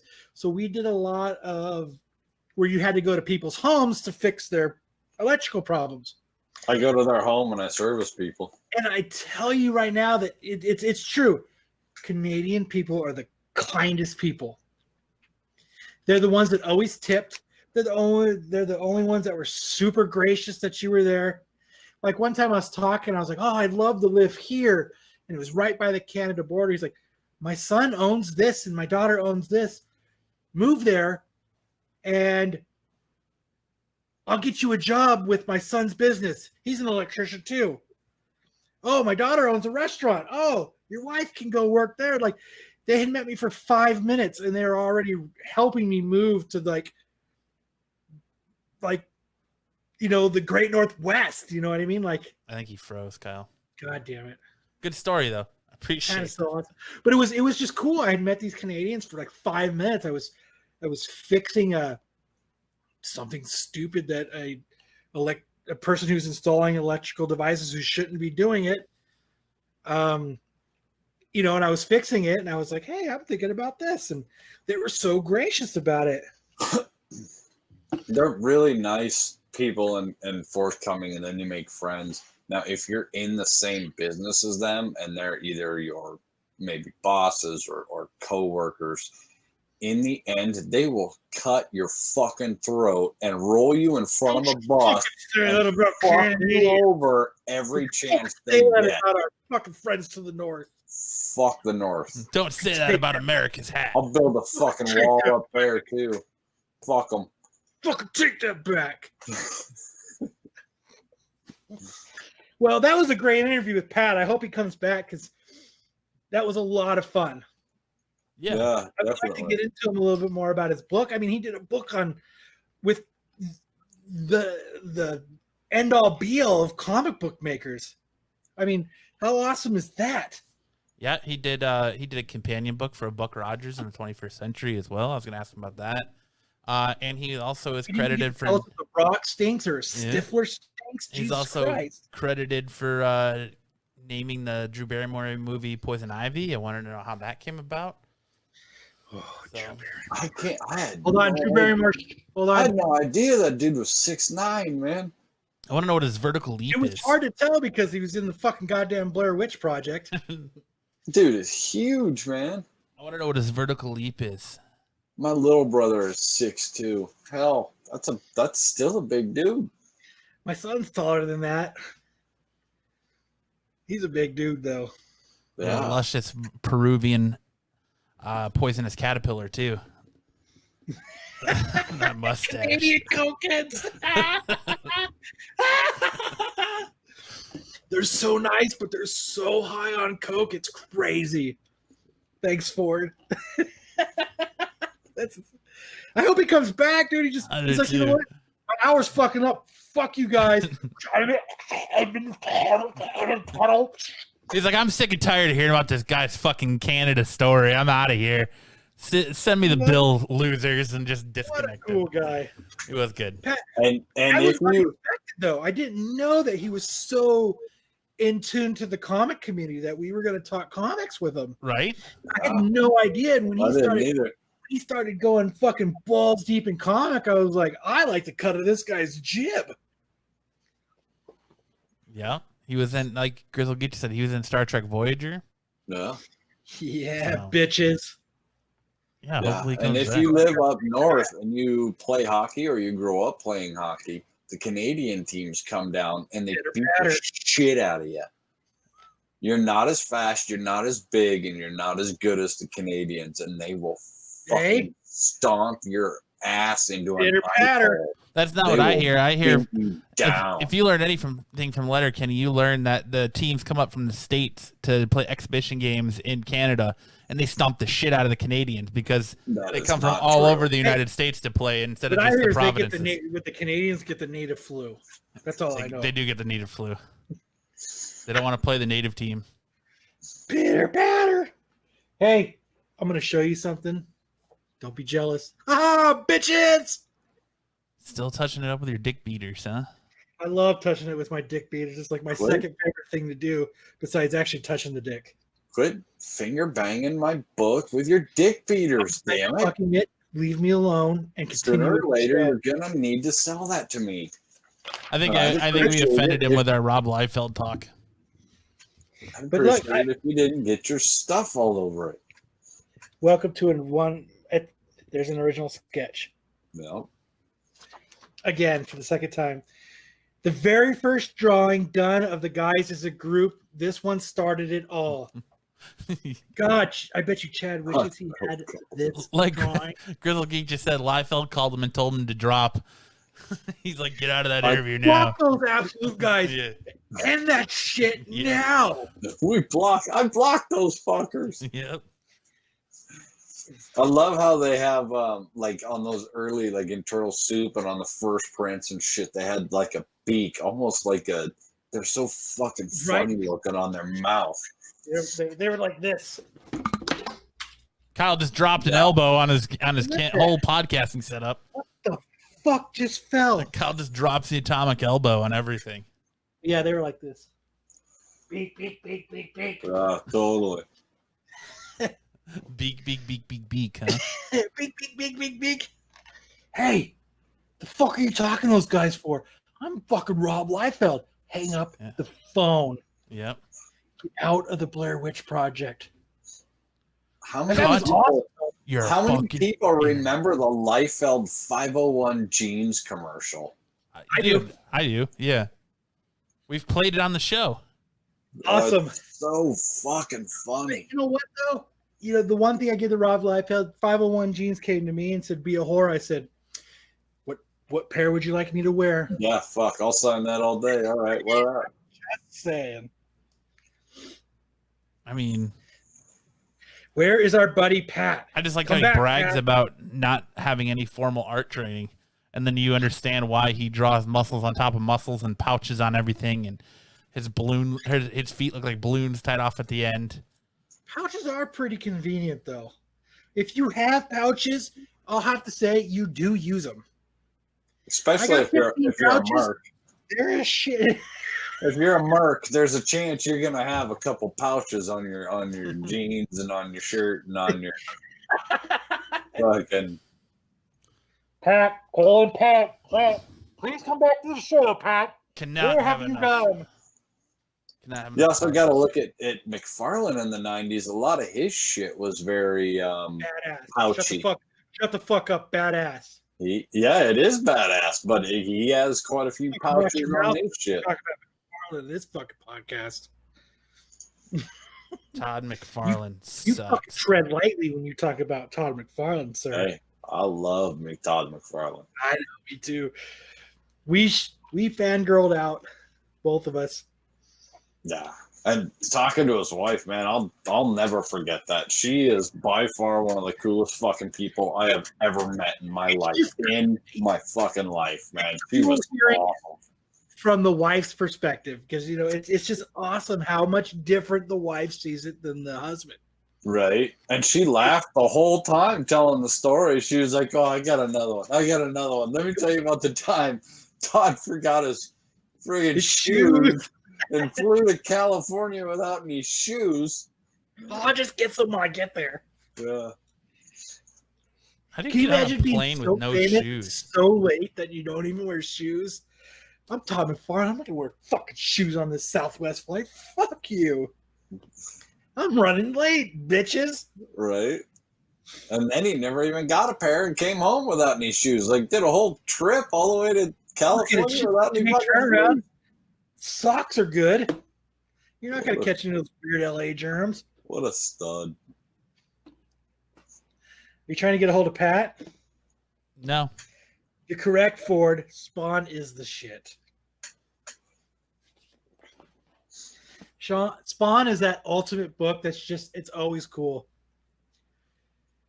And it's still cool. He's still putting them out. They're still dude, the next cover to Spawn is fucking dope. Have you seen the sketch? Oh, yeah. And they're going back to, they're bringing back all the gunslinger. Yes, they are. I'm so excited about that. Yeah, that's awesome. Dude, that fucking top hat. Oh, dude, dude, I can't wait. Dude, it looks good. It looks real good.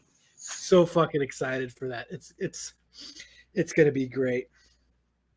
I don't think he's coming back, boys. Pat said, "Fuck you, Absolute Geek." I know he Arizona did. fuckheads. He said, fuck Yeah, you. He said, fuck was you, another Arizona fuck- fucks. He was. I was you try to fucking catch him? enamored with just listening. That guy was hot on knowledge too. He was like, oh no, and you know, he knew artists and he knew freaking Blew me away people because writing, and he knew, I mean, covers, and I didn't not expect that out of him at all. Like, that was kind of fucking comic. awesome. Like he was like, he just came out and he's like, you know what, bitches? I know about comics. Listen Yeah. to this. And I was like, this isn't going to be a boring interview at all. He's This like, dude's gonna be let's- fucking awesome. He's like, time to get educated, nerds. Let's go. Yeah. You know? You want to talk about comics? Okay, let's nerd out, bitches. Right? Like, fuck, man. I just started listening. I was just like, damn, questions? I got questions, but shit, I'm just going to listen to this guy talk and grab some. I'm going to take the cotton out of my ears and shove it in my mouth and pay the fuck attention for once. Right? This guy's dropping some fucking. Pat needs to be a regular great knowledge. Geek. Pat would be a great 6'9" addition to this show. Absolutely. I will, if the next con, I'll be looking for him. And it sounds like he's quite the regular. I didn't even see him at that con. But you know what? To be fair, I was there, but I don't go up to the that where all the artists or where all the actors are. Celebrities. I don't go up. I don't go up to them because Heroes. I don't make that kind of. I didn't make that kind of money. I don't make that kind of money to pay for celebrities. Well, and you don't have the podcast bucks like Matt does. I mean, True. Matt can go peruse up in there, but Where you are know, you getting this information from? us lowly backup singers for the You guys, Or the second string, sir. believe me, if there was any money being made, Man, that's all I know is I'm the sixth man. When Matt's tired, that's when Kyle comes in. if there was any money being made, you know, Kyle would make it known that he needs to be getting paid. I'm Matt. I got the podcast bucks, bitches. Fuck you guys. Keep working for free. When I go to the con, that's where I go, is straight to the celebrity area. Because holla, I'll make it rain, bitches. That's right. Podcast bucks. You've been talking to Corbin too much. I hope Ford in chat isn't mad about this, but here is the Spawn cake he was talking about in chat. That's dope.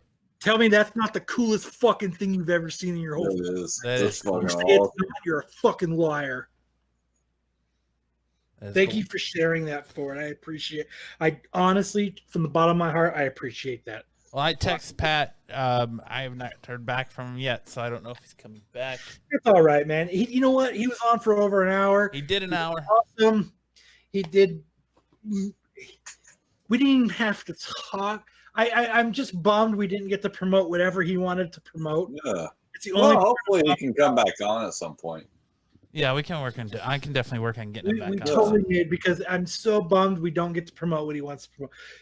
Google him, find his books, everybody. Please, please, please. To be fair, please find his books, because you know what? He came in and he knocked it out of the park. The least we can do is find his books. Yeah, absolutely. Did you know that his second book is fucking... This guy got to interview fucking Ramita Sr. Stan Lee, Herb Trimpe. Dude, like, I'm filling the cup just thinking about what this guy got to do. God damn you, Pat. I can just smell the essence of Stan by proxy. Dude, I bet you Pat smells so good because he got to interview all those people. I bet you his fucking comic smell is so Well, good. he's so goddamn tall, you wouldn't be able to smell him anyway. Like, Dude, it's all right though, because I wouldn't mind. All you're gonna be smelling is sweaty ball sack, because that's about where you're at with that. I'm 6'2". I'm not smelling his ball sack. I'm looking at his chin, but that's all right. He's resting his chin on your head. So, little boy. Oh, So man. what do you guys think about this DC layoff stuff? It sucks. So I heard rumors that they're going to only digital. Is that true?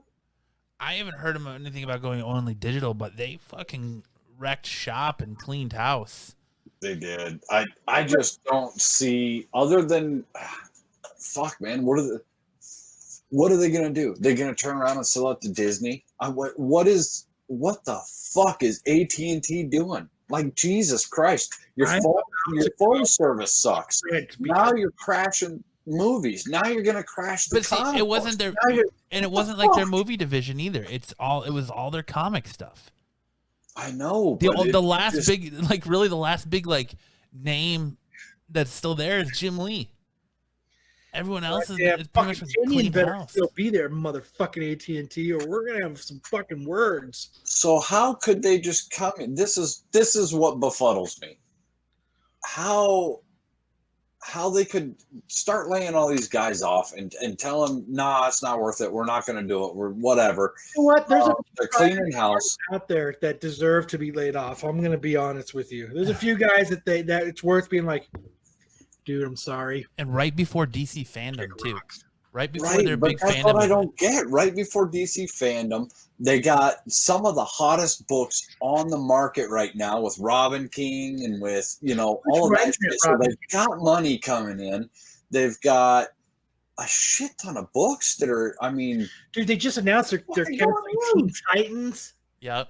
They just announced they're canceling like 5 different titles. They're canceling a lot of titles. Yes. Teen Titans is in the fucking the freaking top 10 for off and on for the last couple weeks. It just Teen Titans hasn't get it, man. I don't get the play. Teen Titans hasn't been. Damien has been. No, that Teen Titans first appearance of the Robin King and all that shit is. But that's not a Teen Titans book. Yeah, it is. I didn't think it was a Teen Titans. No, the Robin King is not a Teen Titans book. The first appearance? No, it was in a one-off Batman Dark Knights book. Yes, sir. All I know is, hey, we got Brian here. Brian can answer our question. What's up? Where the fuck is McClay? The broadcast wants to know.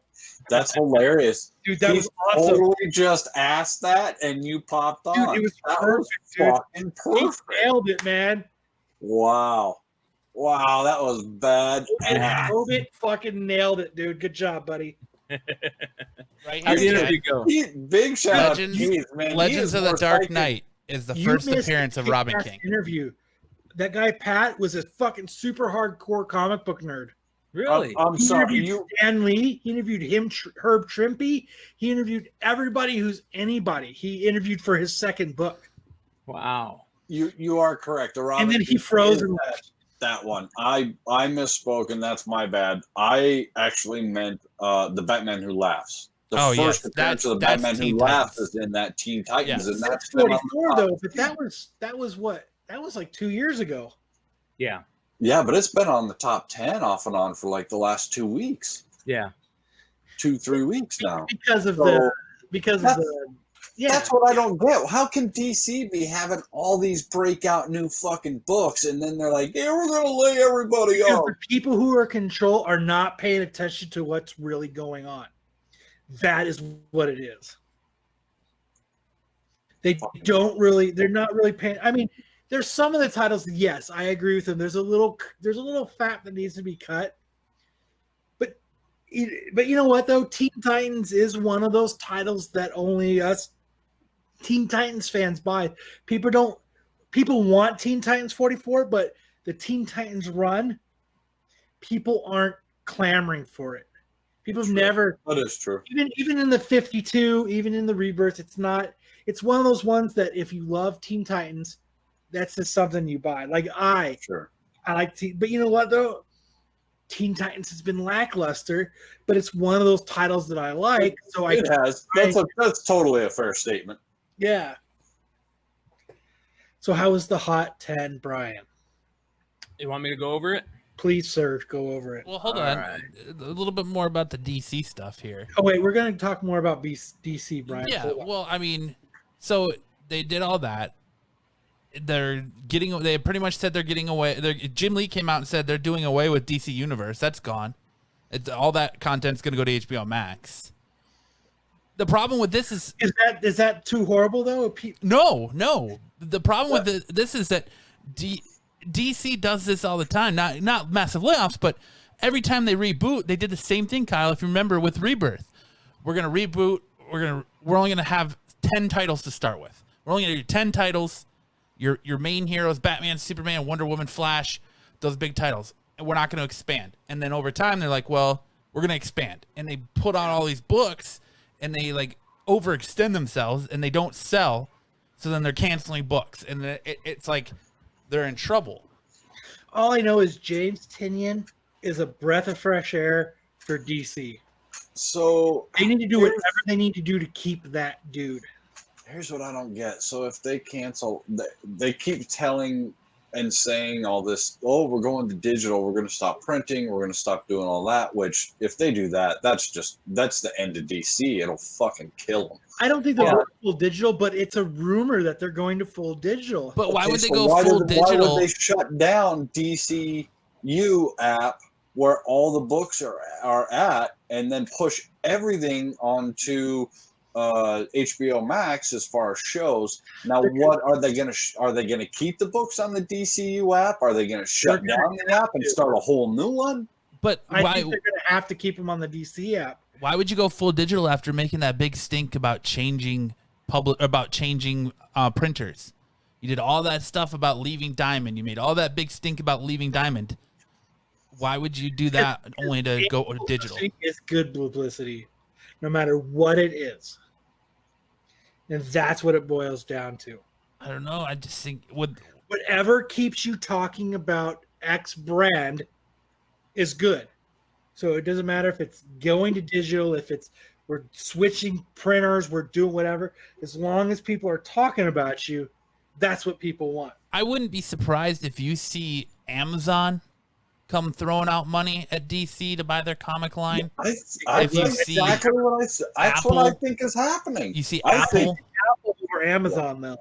But I don't think they're going after it. Well, I think they're trimming the fat to make it more mouth-watering for some of these companies, for a company to swoop in and buy them up from AT&T and Warner Brothers, aka Disney.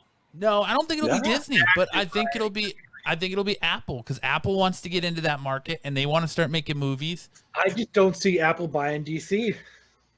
They could do it. Amazon could do it. Because I think Apple, especially, I could see them saying, you know what? No more physical copies. I could see Apple saying and doing something like that. Because they were in talks to try to buy Sony for a long time. So what better way to jump in the game than to buy DC and those movie rights and come out with some kick-ass movies. Well, Sprint and T-Mobile just joined, and they're taking all of AT&T's shitty business. So why not just take their comic book line as well? Fucking. I don't know. But Jim Lee's still there, so at least there's someone with their head on their shoulders still writing that ship. Is he still there, or is he just still there in name only because they demoted his ass? No, he's still there. He's very much involved. I know, but they demoted him. If you got demoted from a company that you helped build, would you stick around? Well, not only that, if you're him, I mean, how long has he been in the business? How big is that name? But the writing was on the wall the minute they fired Dan Didiot, though. The minute Dan Didiot got canned, the writing was on the wall. Yeah, but Dan Didiot's not Jim Lee. No, but when you're Jim Lee, dude, and you, I mean, that's Jim freaking Lee. At what point does he go, okay, this is a sinking ship? I think he's already done. I either have to bail, or I have to, build the company again and start all over with a whole. I don't know. I don't know. I think that they're cleaning house. When I worked for I did in-house service at a building and maintenance and everything for a very large company, and they were from Silicon Valley and Hewlett Packard, I'll just say it, HP, in Fort Collins. And when they got ready to split, they started cleaning some house and started doing some very key moves. And even I saw it, and I was like, okay, here it's coming, and my days here are numbered, not because my job was on the line, but because my tolerance of bullshit was on the line. I couldn't take the drama in-house fucking he said, she said. I dropped out of high school for that shit. You know what? I'll go get my GED and fuck all your drama. I can get done in 6 hours what takes you guys 12 weeks of 2-hour meetings to discuss corporate. How to do it. Yeah, and it's like, look, I just did it. It's done. It's corporate bullshit. Exactly. And I think it really looks to me like they're doing a lot of corporate bullshit to turn around and sell the entire comic book area of DC to another entity. I don't, how could someone not want to pick up that? You're talking fucking Batman, Superman, Teen Titans, Wonder Woman, Flash, and it's Detective fucking Comics. And it's all their corporate people, which makes it even more suspicious that they're looking to get bought out because it's all they're higher up. So some other company can come in and replace all those people. They're not selling that. They're not selling. Fucking Keith. They're not kicking off their exclusive writers that they have locked up, like Brian Michael Bendis or Scott Snyder. All these exclusivities that they've signed, they're not kicking those guys out of there. Those guys are still there. So it's all the corporate people. But when you sign the contract to sell that entity of the business, you're saying, hey, look, we already have this contract signed with all these incredible guys. This is the business moving forward. That here is a chance at you guys to make profit and put your energy into it. So please buy all this, and we're going to keep all this over here. I just don't see them doing anything but splitting and selling. All I know is if they go digital, I'm not buying comics anymore. I'm just going back and I'm just buying Golden and Silver Age and Bronze Age comics, and that's all I'm doing is buying those. Yeah, if they go digital, just digital, it'll be the end. It'll be the end. Because I don't personally me, I don't get enough Marvel books to have a pull box at a store. It is a waste of their time to have a Marvel pull box for me. Well, it's more cost effective for me just to buy Silver Age and Bronze Age keys. That's like saying, okay, we're going to get rid of women, and the only boobies that you can see is on the internet. That's it. You can read boobies on the internet, but you can't ever touch them ever again. That's fucking stupid. That's got to be the dumbest thing in the world. It would never work. I concur with you, good sir. I mean, let's see. On a Wednesday, I got one DC book, which was Dark Knight's Death Metal, one Boom Studios book, and then 5 Marvel books. Now, there is an interest. You bring up a very, very interesting and wonderful point. Okay, so Boom Studios is now, and IDW are both they're still lower than, say, Image. They're still lower than the Marvel, the DC. What is their play? Do they look at this entity as, hey, we can get into the bigger game? Because right now, Boom and IDW are really getting big. Like, they're really starting to climb that ladder. They're starting to get bigger. And IDW is indie comics.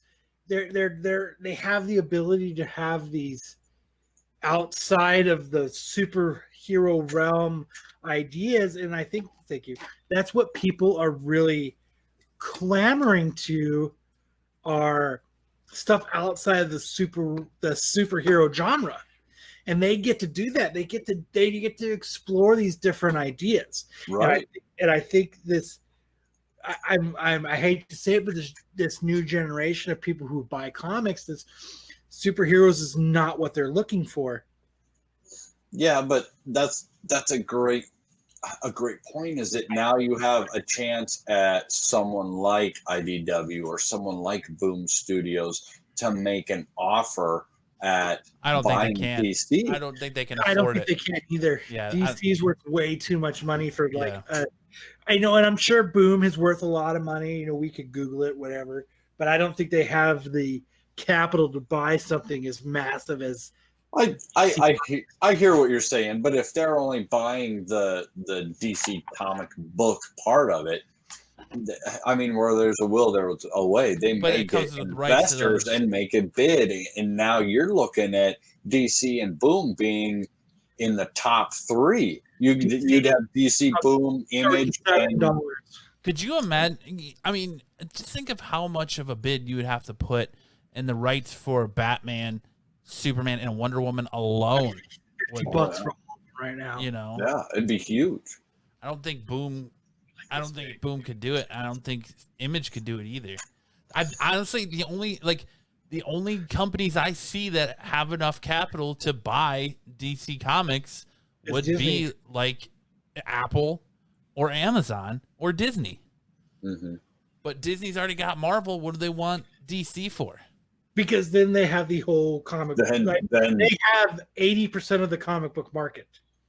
Fuck, they have more than that. But I mean, they've got the 2 largest. You'd have the 2 largest. Fuck, maybe then we'll actually get a fucking Batman movie done right.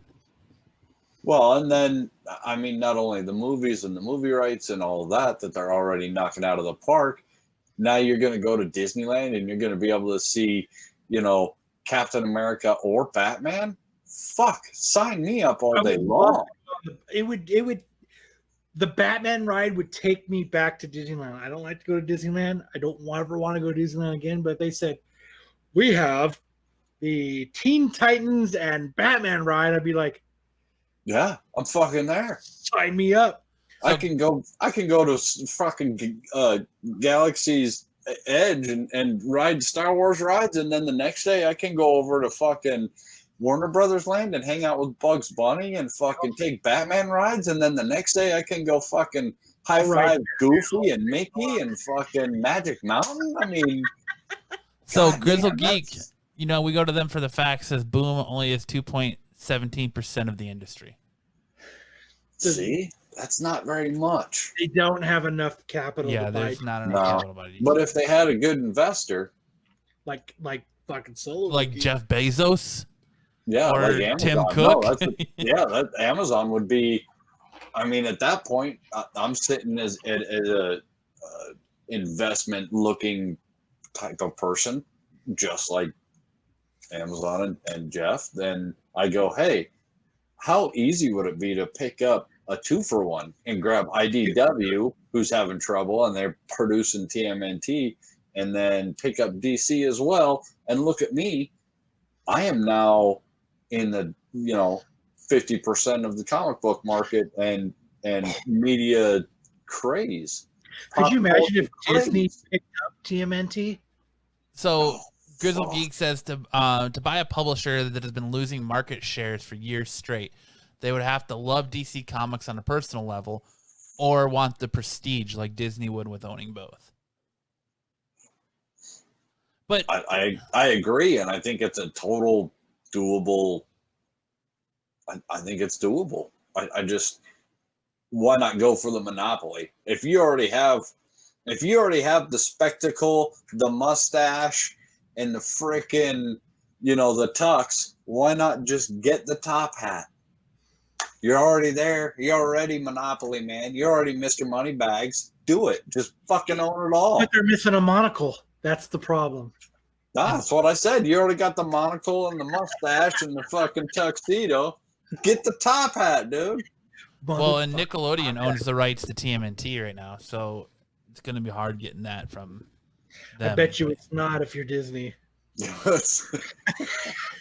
Well, did you guys hear all the bullshit that Ninja Turtles is going through right now? No. With Ronin? Are they going through this bullshit? Fucking dick beaters. What? No. Just putting your dick beaters all over my book again. God damn it, Kyle. No, what? They're canceling Ronin because they don't like the art, the finished art product. So they're canceling it to redo the art. I heard it got delayed a month. Yeah, so it's getting pushed back. Off. Nickelodeon did that? No, Laird and Eastman. Eastman did it. You motherfuckers. Some of the fucking coolest art has been last rolling for Ninja Turtles. What the fuck? They aren't canceling it 100%. I mean, they're just delaying it to redo the art. And the reason why they said is because they had something in mind when they came up with the idea back in 1987. And so guess what it's looking like, gentlemen. You're fucking what you were on to something, Brian. That's what it's looking like. Yep, that right there. I think fucking I just bought a bunch of fucking issues of that. If you did, you're a smart person, because when did that book come out? It came out in like 88 or 87, something like that. I don't know what you're talking about. Yeah, see? Talking about. You really think that's it? Yeah. It's got the panel in it. I mean, that's where it started. Yep. And they've wanted to do it since then, and then they had their fallout, and they were like, well, fuck Last Ronin, and then why would you now do they're that? finally coming back together. I don't know why you would do that. You have the entire community and industry talking and buzzing about this book. To go back and put that to match it up with that. To finite it and make sure that it is perfect exactly how you want it, so that you don't pull a fucking Snyder cut bullshit. Absolutely. They've been waiting this long to make it perfect. Why not? What's another couple months? I think they're changing the turtle. It's going to be the Last Ronin. I hope not. I think it's that everyone figured it out, and they're going to go back and change it up now. They've heard if they do that, that's the fucked. skepticism, and they're going to change the turtle. Well, they've never really given out who it was or how it was. I mean, that even in that book, they don't really define it. But if it is going to be a Raph, if you look around, there's a lot of backlash for it being Raph, and people saying that it being Raph is too predictable, and that it being Raph is going to hurt the story. So they might be going back to change what turtle it's going to be. Dude, Raph just I don't think that hurts the story at all. We talked about this last week. That's who we all expect. That's who we all want. We'll see. I think your opinion thinks it'll hurt it. I just think it's. I personally think Raph is too predictable. See, and I think you are putting words in other people's mouths. Depending on how the story goes. Search the internet, buddy. I don't think Raph is the right pick either. You shut your fucking mouth, Chad. I don't want Raph. You come on this show and you fucking agree with us. I'd rather see Leo or Dawn. I think Leo's too predictable. I just think Raph is the character that just can pull that kind of shit off. Mm-hmm. He's got the attitude, But and we've he's seen got it the inner before. turmoil, and he's got it. But because it works, Yes, because it worked. that's why. Yes, we've seen it before, but I think it's because he can pull it off. I would. Okay. I have no skin in the game, so I don't care, to be honest. Neither do I. Yeah, but I do think that Raph is the character. So As a Turtles fan and as someone who's grown up with the Ninja Turtles, and You grew up we're fucking when? tomorrow. Show us the hot 10, Brian. all right. I think Raph is the solid, easy pick. And Michelangelo. it would break my heart to see him. I wouldn't mind either saying way. Michelangelo. It would be cool, but Raph just makes the most sense. I just hope it's one of the four. Yeah. All right. I hope it's not what's that one It's gonna be turtle Jenica. that's evil or whatever, Scratch or something like that, or No, it's gonna be fucking. Lita, No, what's her name? Oh, God damn it. Jenica. No, the original female turtle from the live action TV Lilo show. or whatever, Lilo or Milo or Venus de Milo. Venus de Milo. Yeah. No. All right. The Golden Age book this week is Super Magician Comics #2. A 6.0 sold 2 months ago for $900, and a 5.5 copy sold this week for $660. I like it because it looks like someone's possessing someone to sacrifice a woman. It's super weird. That cover is weird. Right? Like man. everything Like, about it. what the fuck is up with the dude with the sparkle fingers and Sparkle Fingers look like he's possessing fucking yeah. the He got- god of death to fucking. He got the Sith lightning. Yeah, that's weird. Anyways, Golden Age books. Here we go. The second honorable mention this week is the variant to the Star Wars action figure variant covers collector's book, which is basically Marvel did this many years back with a couple other books where they just showed all the covers, and what this is all the JTC action figure variants and just the covers. Yeah, That's fucking dope. yeah. Oh, it is. I actually have mine Really? sitting in the box at the shop. Do you really? Yep. And I just ordered 2 or 3 more. I might have to I want order one. some more. I Dude, fucking want one. they're awesome. You ordered 2 or 3 more. I want one. There's very few JTC covers that I truly dig. Like the Kylo Ren one was one of them. But this is just like nostalgic. Mhm. So if you really do get one, put one aside for me. And for me. All right, here we go. That's 2 out of the 3, Chad. You're No, fucked. fuck man. both of them, Chad. Don't do shit for either one of them. Number 10 is Young Avengers #1. This book, I don't understand why it's selling for so much. It's a cool cover, but none of those characters on that cover are hitting. The only reason I can think of this, Isn't that Wiccan isn't that Wiccan on the cover and Hulkling? it is, but It I know goes they back just got to married, but nobody cares about those Empire characters. #4. Nobody cares about those characters. Nobody cared about Empire #4. The reason why this book is selling so much is because of Kate Bishop. And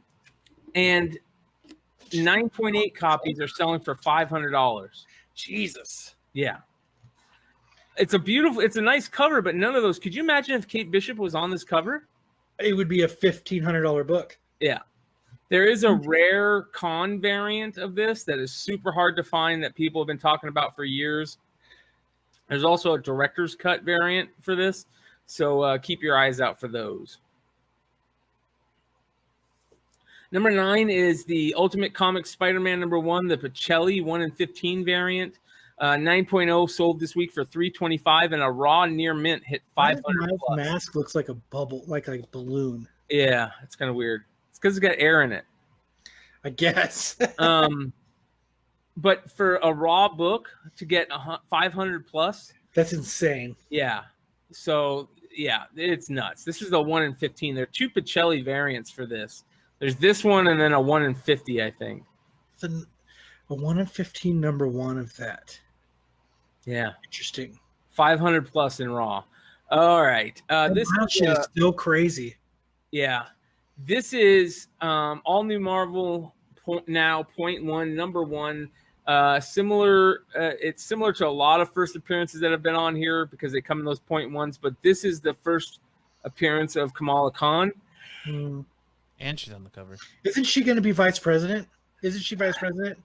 I don't know. I got if we can get anybody in there other than the fucking Yahoos that are in there now. Kamala. I say get rid of them all politicians. All right. Similar. Anyways, a 9.8 copies has increased from 600 12 days ago to 950. What is making that book so hot? First appearance of Kamala Khan. Jesus Christ. And CGC 9.6s will run you 350 plus, where they were only 175 a week ago. The crazy thing about this book, be on this goddamn show, Brian. The crazy thing about this book is I was going through my my boxes to send stuff out to get graded. You motherfucker. Not only did I find that one, you found 3 of them. I found the second print, which is going for double what the first print is, and I found 2 of them. I'm Brian. I have every comic book. Right. That's awesome, dude. I'm glad, man. Sell that shit. Those are getting props to you. Like I'm that's awesome, man. And here's another crazy thing. Like I found this sick ass action figure variant. I remember when you got that. So anyways, that's number 8 this week. Good. Number 7, Thor God of Thunder. Just more, Donny Cates craziness. Graded 9.6 are selling for about 350. 9.8s. It's crazy because Donny Cates isn't even, his name's not even on the cover. He didn't do anything with that run. That's the God Butcher run. Yeah, he retconned this run. So yeah. Thor God Butcher, and number 2 is the first Necro Sword. So beautiful cover on this. There are variants that are super hard to find. But yeah, 350 for 9.6s and 9.8s are crazy right now. Double that. Comic book prices for shit that's coming out. It's insanity. Yeah, it is. Here's the craziness. Here's your Dark Knight's Death Metal 3, the Federici variant. The thing about this is cover. It looks so cool. This was supposed to be the 1 in 25, and just a couple of days ago, they decided to change it to the regular cover, so people are pissed. So it's now selling for $20-$30 raw, and it's the regular cover. There is a couple books that Federici did of Batman the Man Who Laughs covers that look like they go with this perfectly. They're gorgeous. One's Hell Arisen 3 variant, I think, and I forget what the other one is, but they're just beautiful Federici Batman Who Laughs covers. That's just a kick-ass cover. We talked about this a couple weeks ago.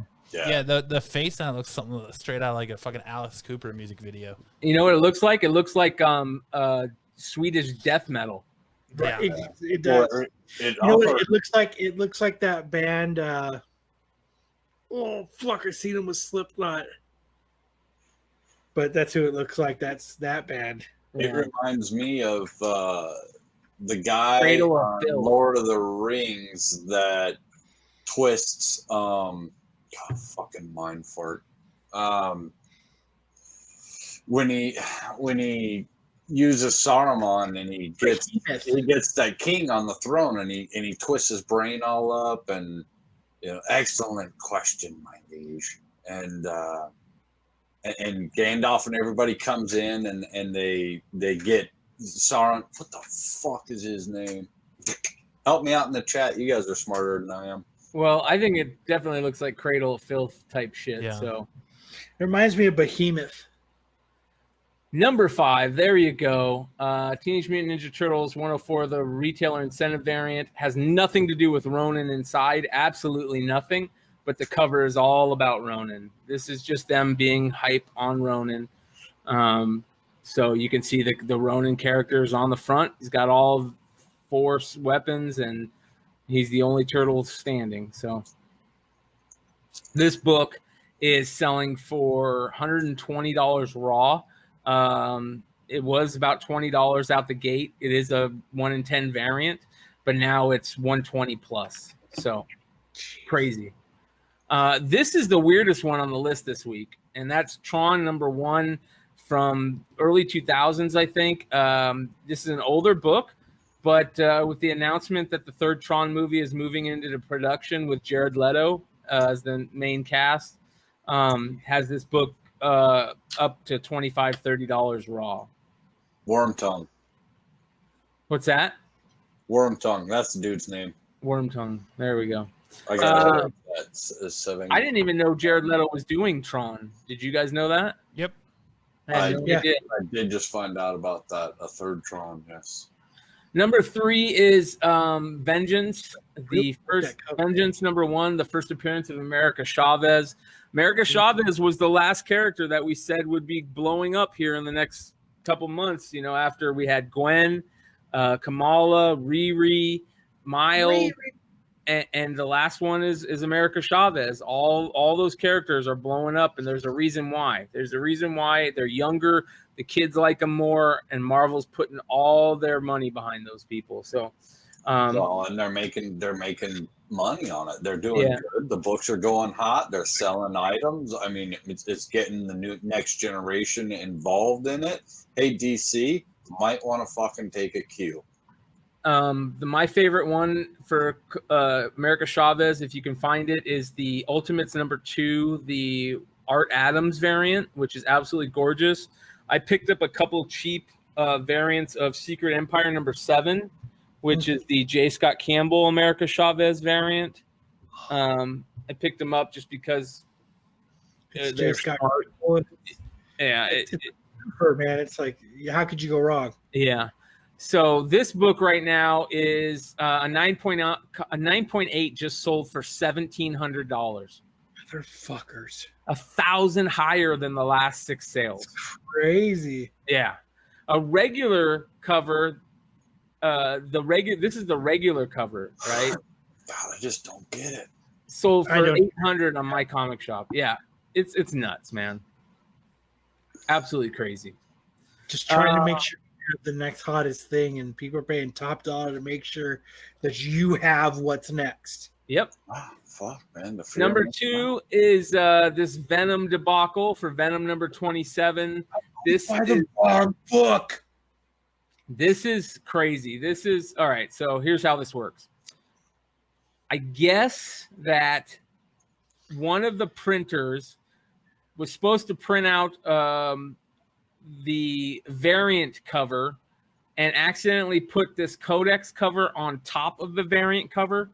Ben Steiniger, who does the Hot 10s, he basically calls bullshit on it. He thinks this is Donny Cates just being Donny Cates.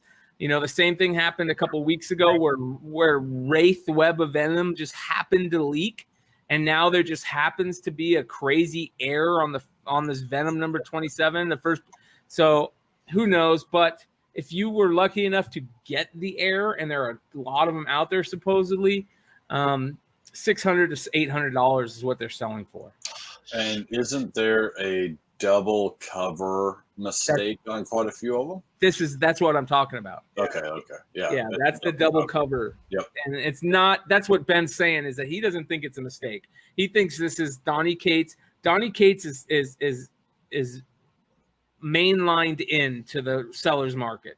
He knows what we're talking about, when we're talking about it, how we're talking about it, and he it's knows causing hype speculation. Yeah, he's a hype man. He's a great hype man.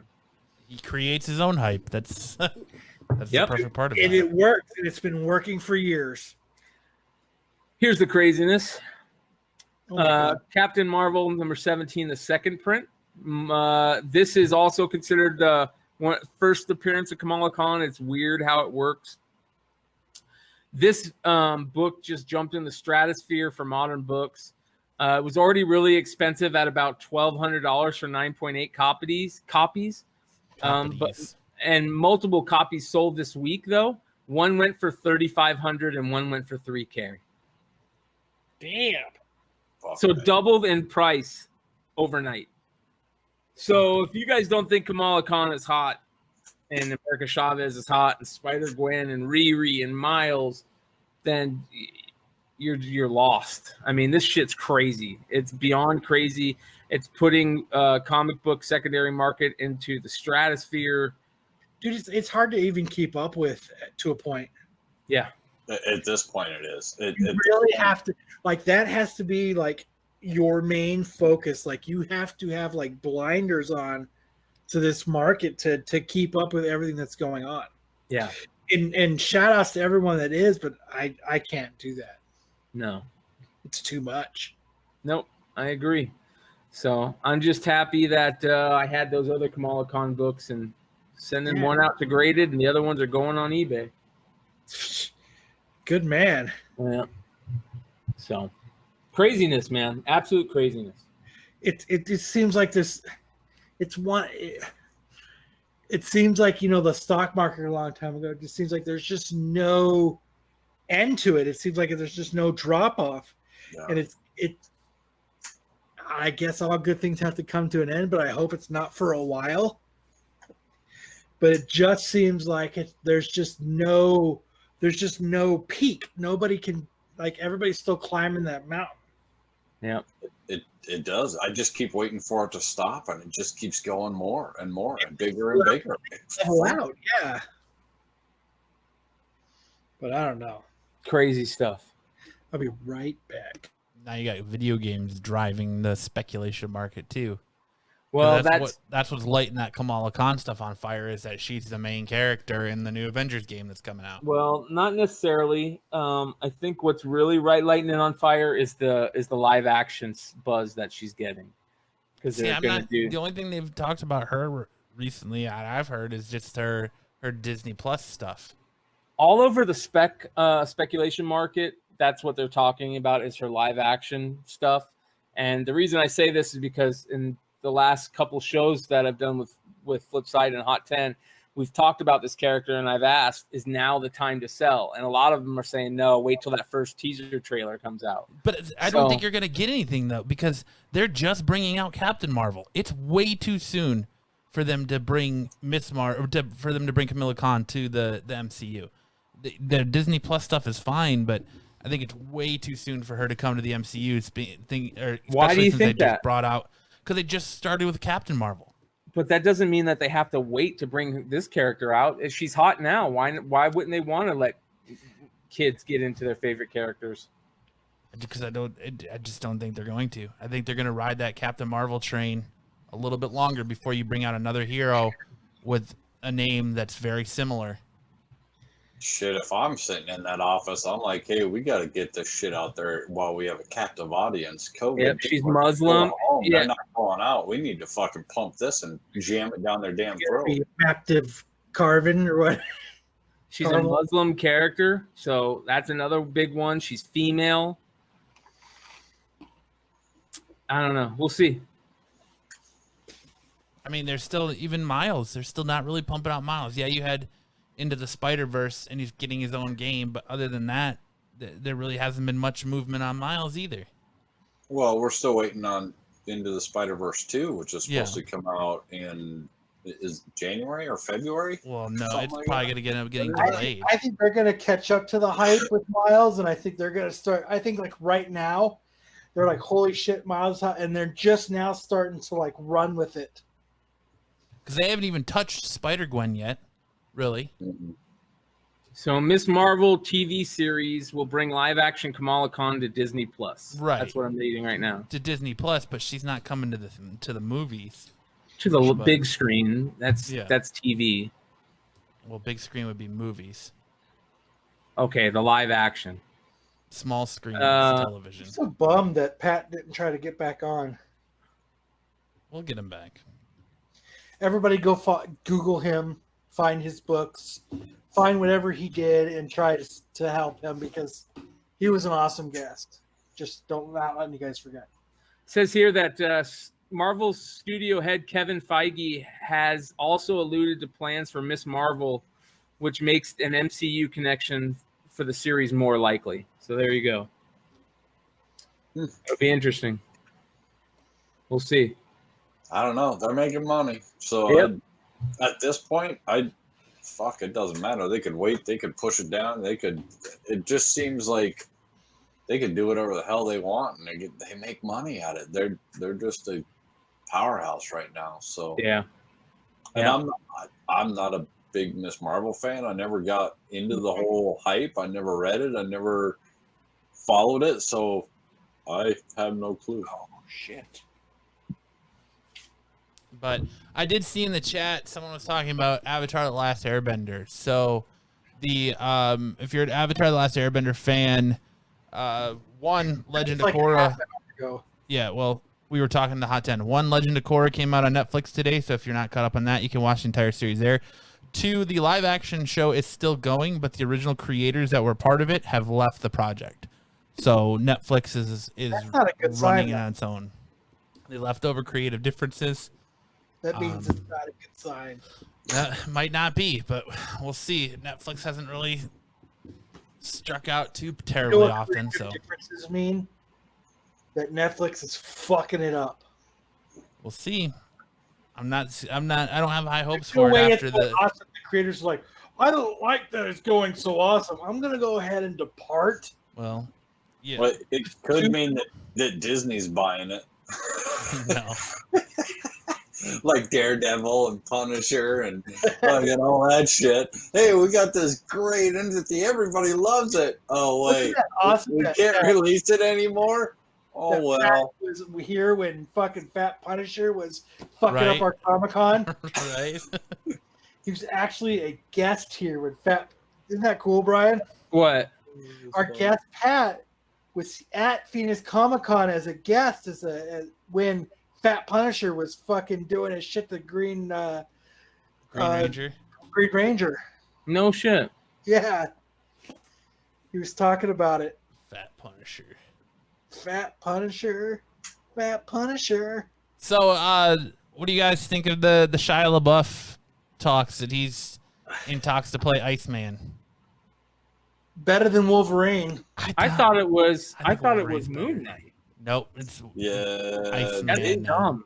Iceman. No, I heard they didn't confirm that it was Iceman. And no, I'm sorry. I heard that they thought about him for Moon Knight, but that somehow it got misconstrued into Iceman, and there's no way that he's playing Iceman. Yeah, I don't see him playing. Everything. All the rumors that are coming out say is that he's being eyed for a big role in the X-Men movies, and that it's Iceman. And then someone came out and redid him as Wolverine, and now he's getting the Wolverine push. I fucking hope not. He'd be a terrible Wolverine. He'd be a great Moon Knight. He'd be a worse fucking Iceman. Terrible Iceman.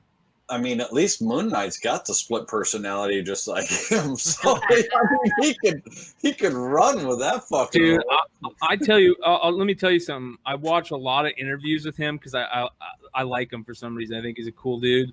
I think he would be the type of dude that would get along with us very well. He seems like a really cool cat. He does have some issues, but he seems like a really cool dude. So his Hot Ones interview is incredible. Shia, come on Absolute Geek. His Hot Ones interview was absolutely incredible.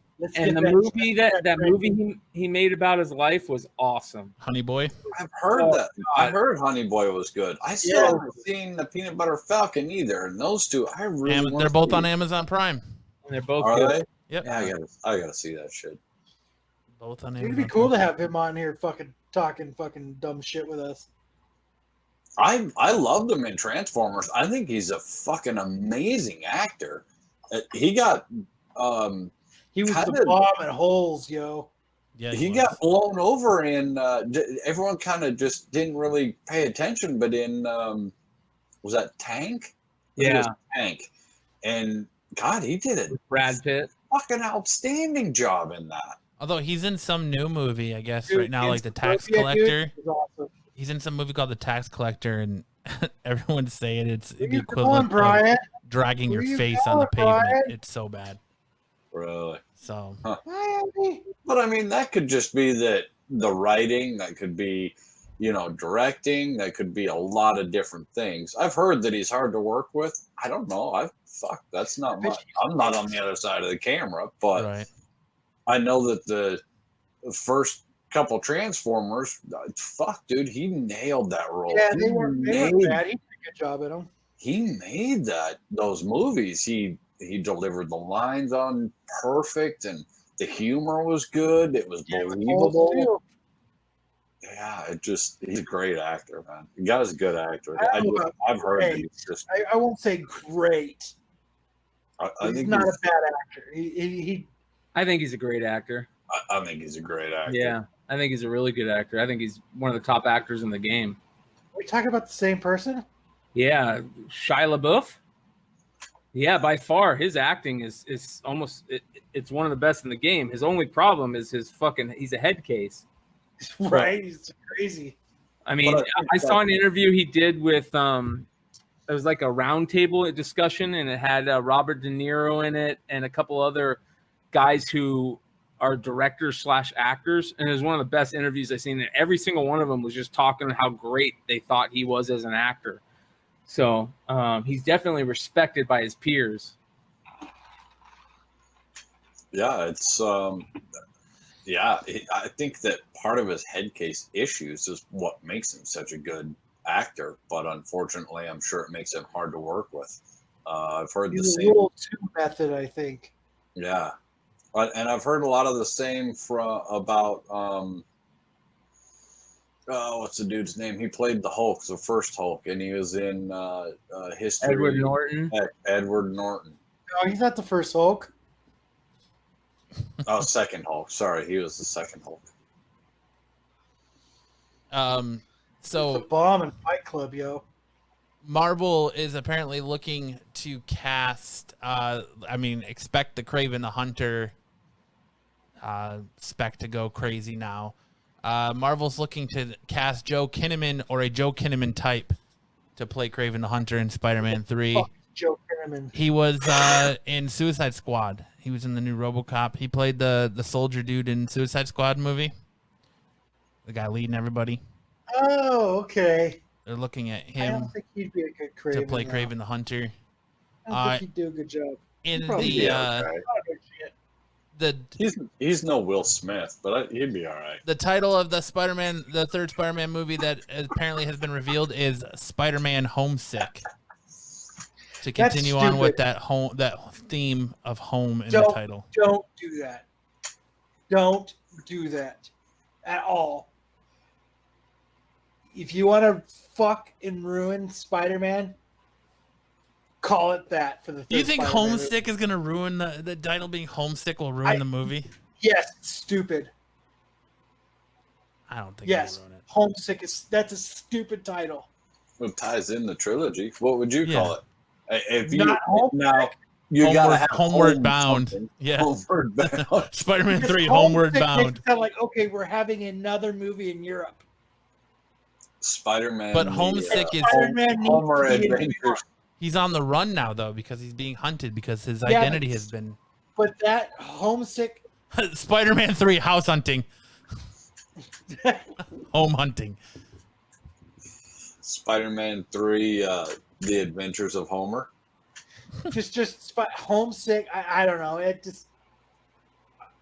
I don't think it's going to go over well. That's just my opinion. Brian's taking an important phone call right now. God damn it. That's how you know. That's how you know That's how Brian. you know that this is a secondary podcast to him. It's not as important as other ones. And he's fucking taking business calls during the middle of the show. Do you think he's ever taken a phone call in podcast and Flipside? No. Never.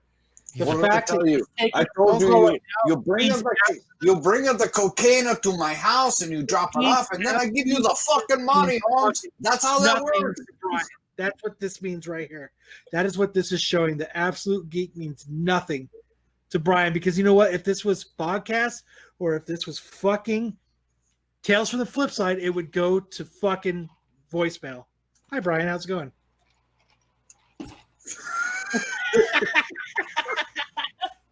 That important phone call.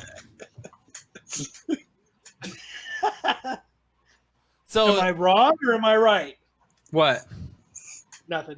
So, what do you think about homes? I don't know. If a bunch of cocaine and hookers show up in 10 minutes, then I guess you were right. I would just say, all I was saying was if this was podcast or flip side, you wouldn't have taken that phone call. Oh yeah, I would. I'll talk to my mom anytime. No. You would have put your mom to voicemail if this was Tales Mom from the Flip. Trump's podcast every Mom time. trumps everything when I see it. I've never seen your mom call during Tales from the Flip Side. Never podcast. call from Tales from the Flip Side? She's never called during that show. Does it Because matter? she knows not to call on Monday nights because it's Tales from the Flip Side. Well, she But knows she's when he's on the She knows important it's Absolute Geek, so she knows it's okay to call because this is a secondary podcast for him. no, it's his third. It's his third podcast. It's a third dairy. Yeah. He's not getting any kickbacks from Matt's fucking podcast bucks. I mean, You mean Kyle hasn't been giving him his stipend checks I've been sending out? I mean, No. at least I'm getting Greg Horn covers from Flipside. Damn. Oh, I See didn't get what- put in a comic. I didn't get put in a comic. What's up? Hey, put in a little more effort Yeah. into Absolute Geek and you will. right? Maybe if you put in a little bit more effort, we'll get you on the variant cover. Maybe if you didn't take phone call. Watch this. Hold on. He shuts his camera off.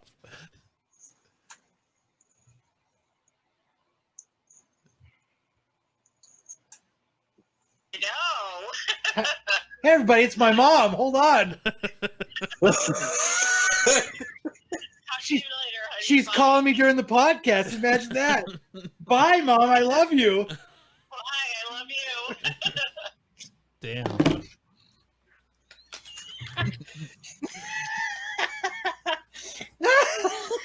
here, wait, I'm going to call my mom. Oh, wait, she's We dead. should all have our mom call. Oh, fucking Chad had to go dark with it. Fucking bastard. All rubbing in your mom love in my face. Sticking back to what we Your talked mom about. ain't here, fucker. About what we were talking about last week with reboots, Fresh Prince of Bel-Air reboot being pitched They should not do that. No, that'd be terrible. in more of a dramatic style. West Philadelphia, born and raised, is something that shouldn't be remade. It was awesome. It was great. We all loved it from fucking like junior high into high. Like it was great. Like there's no reason to remake that show. No Reason at all. Ask my mom. She'll call back and let you know. She'll call back and let us know. Because on the playground is where I spent most of my days. I mean, what do you guys think? That's not it. Like, is that another way that's showing that Hollywood is scraping the bottom of the barrel? Like they are out of ideas, like Marvel. Yes. Yeah, Your silence says yes, dude. they've been out of You ideas. said shit for like 10 seconds says yes. Dude, they've been out of ideas forever. But I mean, but it would be kind of cool if Will was the dad and Carlton Uncle was Phil. the butler. I mean, it would be kind of cool if Will Smith was Uncle Phil. Carlton was the He's fucking Uncle Will. butler. It would be awesome. I mean, No, but the show shouldn't do it, but it would be funny. Jazz has to be the butler. I thought he died. No, DJ Jazzy Jeff is still alive. Are you sure? 100%. 100%. 100%. Grizz, where are you at? 100%. 100%. I'm 100% sure DJ Jazzy Jeff is still You're alive. 100%. Yes. I believe you. I believe you. I am 99%. Oh, it's time to Google. Yeah, fuck yeah, it is.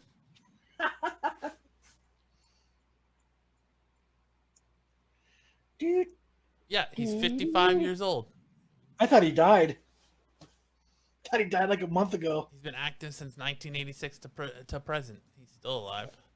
Are you sure? Yeah, I'm looking at Wikipedia right now.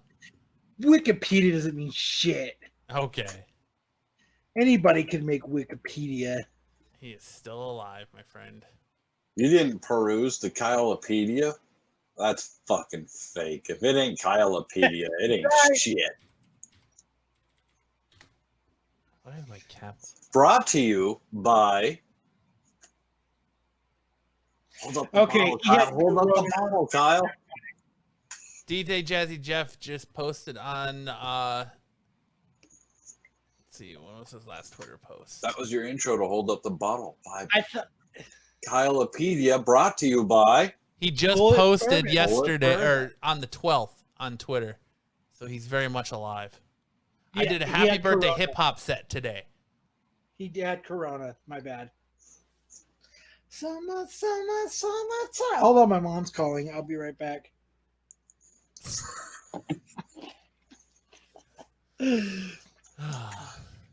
They shouldn't remake Fresh Prince of Bel-Air. It was awesome. It's a great show.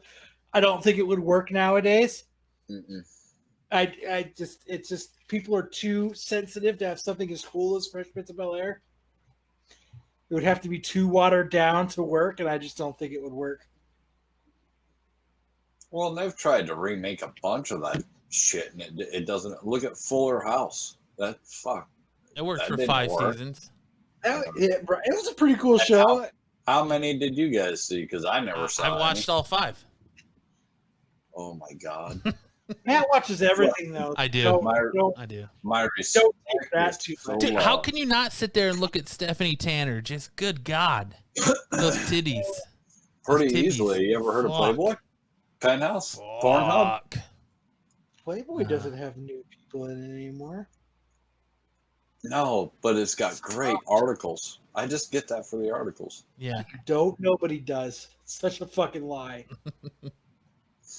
Now they do because there's fucking everyone's clothed and it's artistic.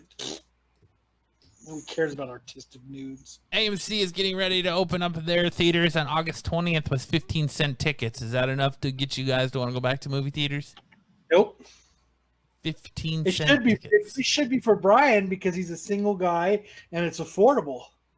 It's way better than buying it on demand.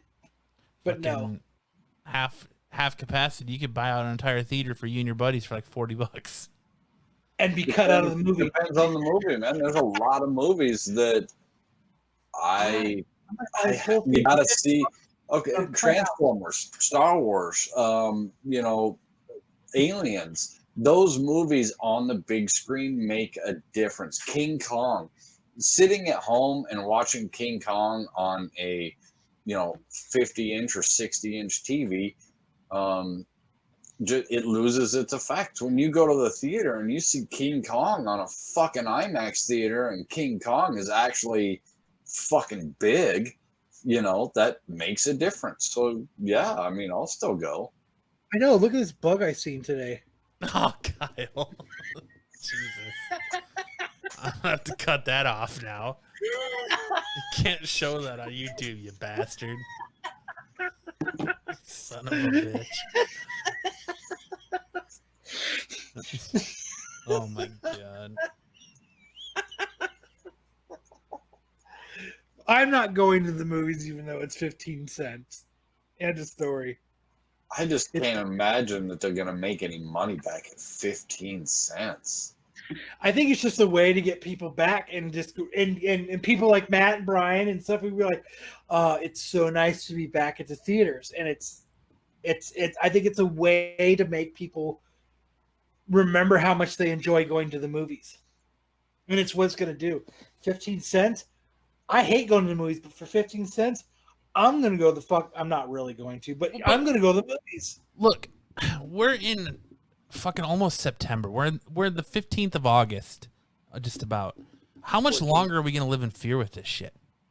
Like, 2023. how much longer are we gonna live in fear? How much longer are we gonna be like, I'm not gonna go to the movies because Corona? You know why at I some don't live point- in fear? At some point, they tell you to wear a mask. Wear your fucking mask. Take your precautions, and go. Enjoy your life. Quit fucking living in fear. I can put on my tinfoil hat and go out safe anywhere. At this point, if the mask is important and wear the mask, open everything up. If it's not, shut everything down. Don't make people wear masks. I don't know. I wear my mask in public because I don't want to be a dickhead, and I understand what it's for, but fucking hate. If I want to go to the movies, I'm going to go. I'm not going to sit here and let this fucking shit run my life. What little life I fucking have. Yes, you are. And I think that a lot of Americans today are starting to feel the same way. They're starting to get cabin fever. Everybody's starting to get cabin fever. Yeah, you ever seen The Shining? That shit doesn't turn out good. You lock people up, you beat them down mentally, and sooner or later, shit is gonna pop off. I was saying today, I was like Nubia has tonight off. She actually had a Friday off. It was real short notice, and I was like, I fucking wish bars were open so we can go out and have a couple drinks and hang out. Oh, fuck, we can't. Yeah. But all our kids can go back to school, but we can go to the bars. Only gatherings of adults are forbidden. Are there no bars open? Unless you're a restaurant serving food, the bars aren't open. I just got an email saying that my gym is going to reopen tomorrow. So good. They're reopening gyms. Who's already. Jim? I don't know, Jim. Yeah.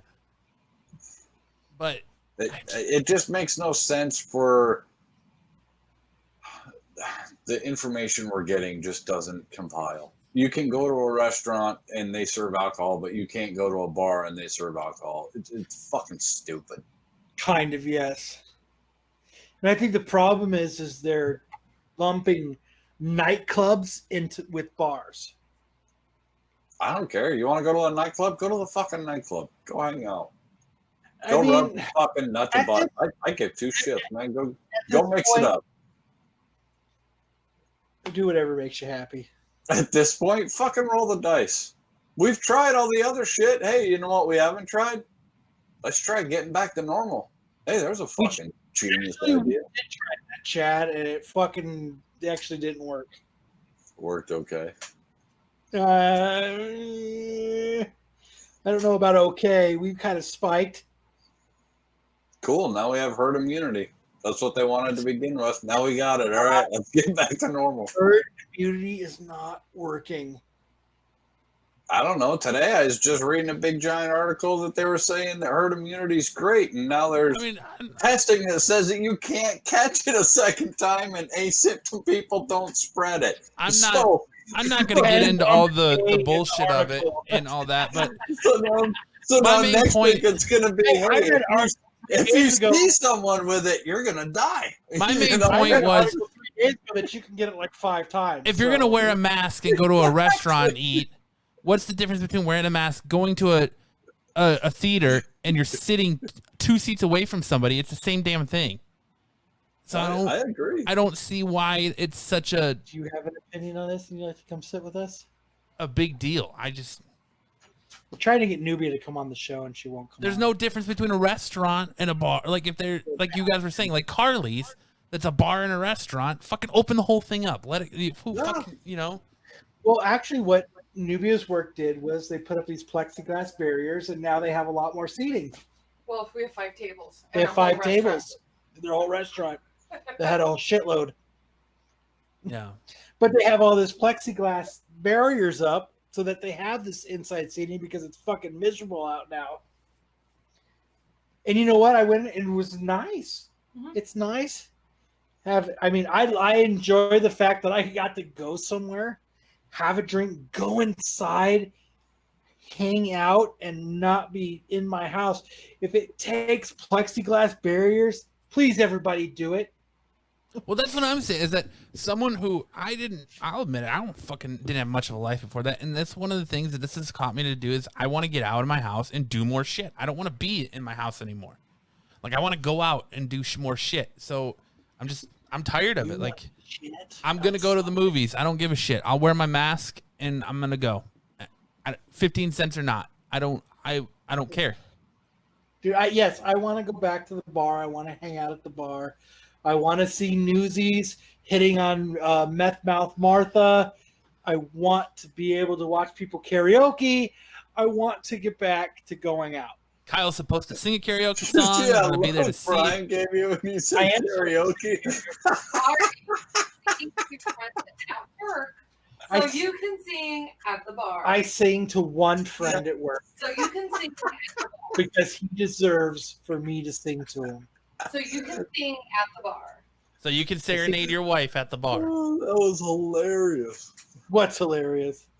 When you were talking about karaoke, the look that Brian gave you was fucking hilarious. Matt was supposed to come the last time I was supposed to karaoke. Mm-hmm. I think Brian has seen you karaoke before because that look said, "Oh my god!" I have serenaded Brian before, so this is nothing new for him. I have serenaded him in his home, in that chair that's right behind him. Yikes. Yeah, I think 15 cents is a little low. I honestly, with the way the world is and everyone wanting to get out, I think they could have charged $2 to $5 and everyone still would have been like, "Fuck yeah, I'm going." 15 I'm cents, out of this I'll go place. see a movie. I really won't, actually, but I'd say that I will. I will. I'm just tired. Just open the goddamn bar so I can go to the bar with my wife, motherfuckers. I want to go to the bar with my wife. Okay, go to the movie theater that has the bar in it, and you can sit and drink and watch a movie. No, it's not the same. I Oh, want to okay. go to the bar. I want to watch karaoke. I want to watch Newsies. Strike out. I want to watch Newsies. I want to watch a girl hit on Newsies and him not notice or know that he's being hit on and just totally disregard it. There's nothing better than watching a guy not know that a girl wants him. And he's like, "Nah, I don't even know." There's nothing better than watching that. Hey, dumbass. She wants you to take her home. Nope. I don't see the signs. Not paying attention. Right, Matt? How 100%. awesome was that when we were watching it? It was pretty fucking funny. And because you She and was I doing thought everything in her you and I power thought to for say, sure they were going home together, and Newbie was like, "Nope, he's not closing. He's You're not right. closing," and he didn't Me fucking close. Me and Matt were so we were, and Newbie's like, "Nope, he's not. He's not catching on to it. They're not." And you know what? We walked outside, and he was hanging out and hitting on fucking meth mouth Martha, And Someone- then still left alone. and still left alone. Nah, I think he got a blowage in the parking lot from her. He did not get a blowjob in the parking lot by meth mouth Martha. No, he got in like an Uber and left. Yeah, he got an Uber and left. I must have missed that part. That's when you went and got your double quarter pounder with cheese. Double quarter pounder with cheese. All right, And let's. Kyle said that at the bar. I do sing that at the bar. All right, What are you let's doing, get. Brian? What are you doing? What is that, Brian? Let's get into a little bit of odd news. Tonight, the Six Dad World Primetime Special with people just like you, only more pathetic. It's a bit nutty. You're crazy. You're crazy.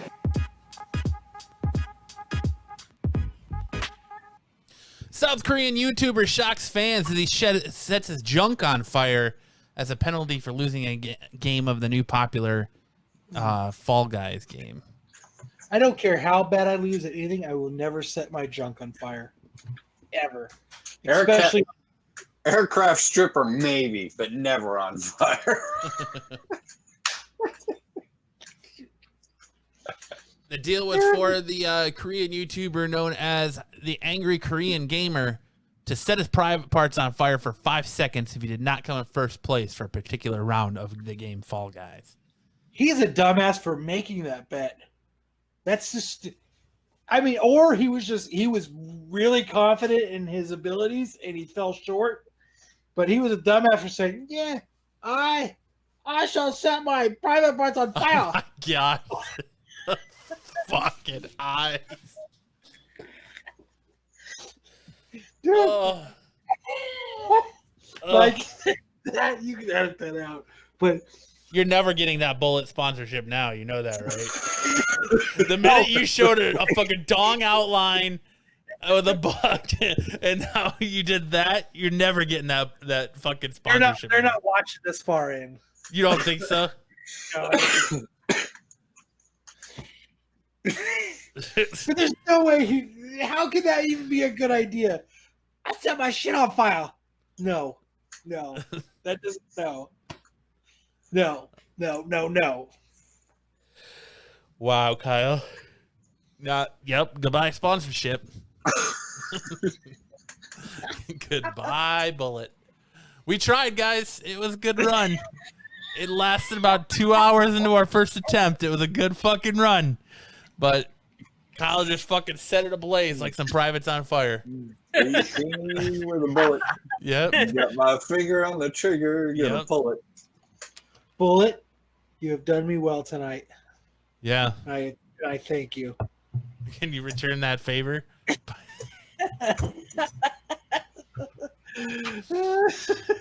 Woman renews driver's license online. New ID shows up with just an empty chair. Dude, I would be so stoked if I got a new driver's license and it was an empty chair. I would not say a fucking word. Can you imagine getting pulled over and be like, here you go, sir? Awesome, yeah. There's an empty chair. Officer, that's what they fucking sent me. So that's what I paid for. So that's what I took. Sorry. Well, we can't accept a fucking empty chair. Yep. What do you want me to do? That's what they sent me. They sent me an empty goddamn chair. But don't they ask when they take your picture, like, hey, do you like that one? Does that one work? No. I swear that they do that. I think they used to, but I don't think they do anymore. There's a picture of it. That is so. It's just an empty chair. Dude, it's so awesome. They Well, removed man, I'm gonna need you to step out of the car so I can positively ID you. You do. Could you imagine trying to buy booze? You This don't is- like your picture. This is God. clearly a fake. That chair looks nothing like this chair. You're under arrest. Could you imagine if you tried to buy a chair remotely close to it and you brought it with you? No, wait, look. And you hold it up and you're like, look at this chair. It's like Nubia just said, you'd be pissed the first time someone actually carded you at a bar. And they said, nope, because it's just a chair. No, it's only me. You know that ID either slipped through the crack or that got sent out on someone's last day, and they were just like, "Fuck it." You know what? How funny That's will a this very be? good observation, Matt. It slipped through the cracks. Your detective skills, I'm going to let you know right now, Are that your on par detective with skills Batman's. is on par with Bruce Wayne. The fact Yeah. that you figured out that it could have slipped through the cracks is I don't think it did. I think that was a straight on fuck it. That's my last day moment. it blows me out of the water. I think it slipped through the cracks. You're a goddamn fucking genius. How did you do that, man? I don't think it slipped through the cracks. I think it was someone's last You fucking. just fucking said moment. you thought it slipped through the cracks. I honestly would Don't be a backpedaler now. just say that I lost my ID and go get a new one, and I would keep that one. I would be like, look, I did 100%. I swear to God, look at this shit. This is what really happened. I wouldn't say shit because that's what they sent me. Because that's awesome. Like, I just got my license plate and my new registration for my Volkswagen. If it would have came and it would have said Prius, I would have put that goddamn license plate on and been so stoked. Ha ha! Stupid asses. That's awesome. I think that, like, fuck them. They need to fucking watch what they're doing. I'd send it to CGC and get it fucking graded. I would That's a too. misprint. That's a misprint, bitches. Look at my non-neat misprint. Fuck you. This is a 1-in-1 infinity. Encapsulate that shit. CGC trying to encapsulate a driver's license. That'd be a new one. I guess they could just put it in the same kind of like Beckett puts cards in. Or Yeah, I something. was just gonna say they do cards now. Look, and there you go. Put it in one of them. Fucking what would the Dude, market I price for guarantee, that like, be? the dude at MBT CGC was like- 9.8 driver's license. It was Friday and it was like 4:50 p.m. and they were talking to the neighbor like, "Hey man, what are you doing this weekend?" Yes. No way. You're going out? Yes. What was that? Oh, nothing. Yes. And that's what happened. It was $4.50 on a Friday, and they weren't paying attention. They were hitting on the chick next to them that they like. Hey, you want to go to the? If it wasn't COVID, you want to go to the bar tonight? Got a bar in my basement. You want to come over? It was that sloth from the DMV sloth from that movie, the cartoon Zootopia. Movie. The Zootopia. And by the time that he reached over and clicked the picture, the person fucking died. Just got the chair close enough. If I was a praying man, I would pray for shit like that to happen to me. Please send me my driver's license with a goddamn chair as the picture. Like, why doesn't shit like that happen to me? I would love it. And don't tell me the other three of you here would not be like, how fucking awesome did I get my fucking driver's license picture as a chair? You'd be stoked How too. much cooler would it be if it was a Caucasaurus Rex sitting in the chair? Dude, how badass would that be, dude? Like, oh, where's my Caucasaurus? You get How pulled cool would that be? over, It's a fucking blue cock. Like, get pulled over, and like there how do you you go. picture Here you that? go, officer. Here's my ID. I don't even know where my Caucasaurus. Oh my god, Tim! Although the cop in my case would be like, "Yes, sir, that's you." It looks just like you. You look like a big blue cock. Yeah, move along, dickhead. Move along. Yeah. Fucking dickhead. Go on, dickhead. Get out of here.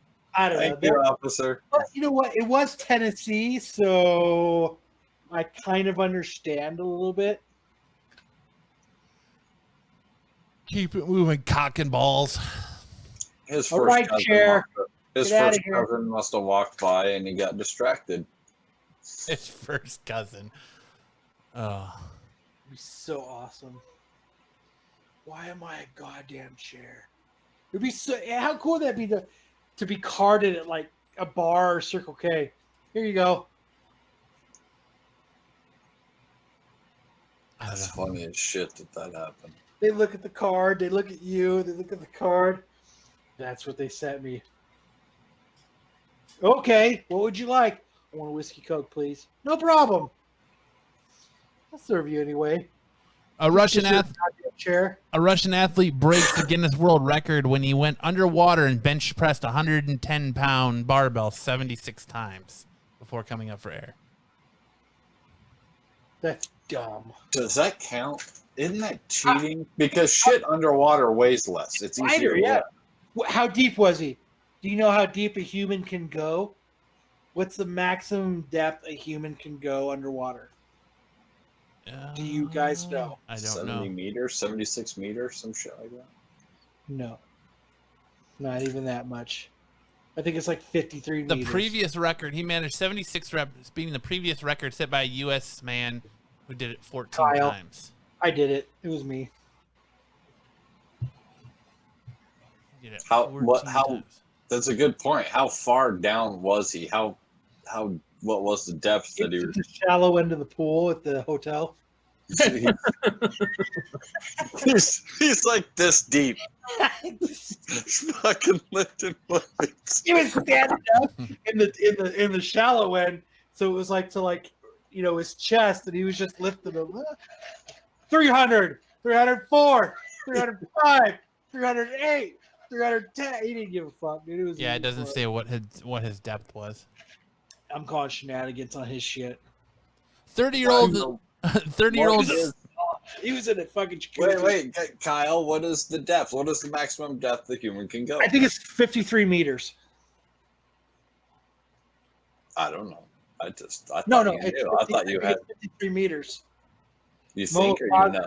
I'm almost positive it's 53 meters. Pulled that one out of his ass. No, sir, that's an incorrect statement. Where's Grizz? All right, Grizz. What was the question? What's the what? How deep has a human actually gone underwater? It's 53. It's In a 50 free dive or with a tank? No, free dive. Okay. free dive.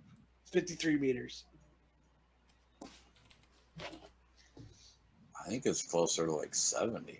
For most swimmers, a depth of 20 feet, 6.9 meters is the most they'll free dive.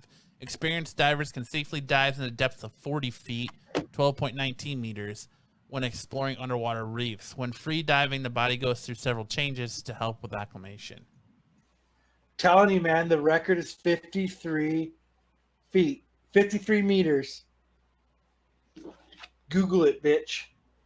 The maximum depth reached by anyone in a single breath of air is 702 feet without any injury. The record was set in 2007. The same person who also holds the record for deepest dive without oxygen, diving to a depth of 831 feet. 3 meters. So you're way off. So I'm way off. How many meters was it? 700 feet. 702 feet. The same person also holds the record for deepest dive without oxygen, diving to a depth of 831 feet, but they sustained a brain injury on the ascent. Whoops. So that one doesn't count. Fuck,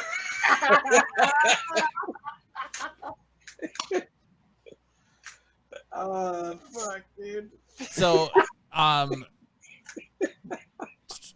We'll give him a mulligan on that one. Excuse me, sir. Can you try that again? We're gonna need. We didn't quite get that. We're gonna need you to do it one more time. So 703 without injury. That's how many meters? How many meters are in a feet? 3. About 3. No, I thought there was 3 yards in a foot. Or 3 feet in a yard. That's what it is. So 3 meters in a foot. 3 times. He's way off. 3 meters is 9.8 feet.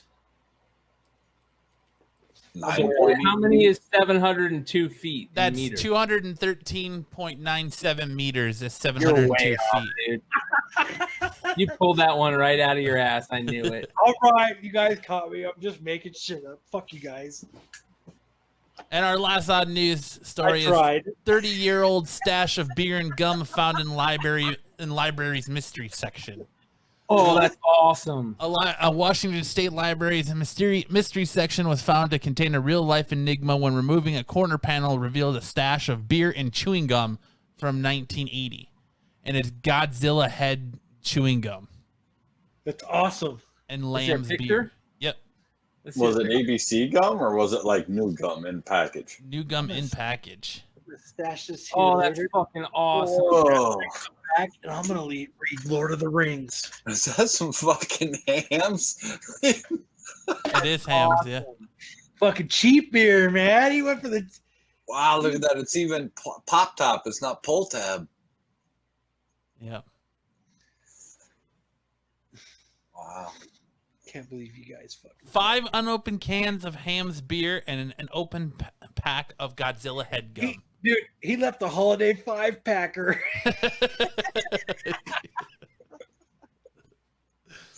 It was supposed to be a 6-packer, but he had one on the road. It's the holiday 5-packer, man. It's awesome. It's a chewing gum. Who the fuck chews gum and drinks beer at the same time? Fucking just that guy. Did it say where in Washington? No, I just said Christina Washington was State. asking. The Walla Walla Public Library said employees have been performing renovations at the facility during COVID-19 shutdown, and they recently removed a corner panel from the shelf Walla housing Walla. the mystery book section, and found it a discarded paper bag containing 5 unopened cans of Ham's beer and an open pack Know of that the Godzilla. Walla Walla Public Library is in Walla Walla, Washington. Washington. There you go. Yes, it is. Just to let everybody know to clear the air. I was just reading the article. Right now, it is temporarily closed. Thank you, Kyle. It is 238 East Alder Street, Walla Walla, Washington. Hey, that's better than what they found in the attic when they started remodeling the courthouse where What should we call this? Walla Walla Okay, sounds good to me, Ted. Walla Walla. And the last thing, Dennis Quaid adopts a shelter cat named Dennis Quaid. I read that. Are you kidding me? No. That story can't be fucking real. Dennis Quaid Adopts a cat. goes to the animal shelter and adopts a cat named Dennis Quaid. Is there a picture? Does the cat look like Dennis Quaid? No. No. It's a little black cat. It's a little black cat. Yep. But that's funny. Is Because it? like you've seen the picture of like the cat that looks like Ron Perlman, and Ron's like, "Stop fucking posting this on my Facebook page."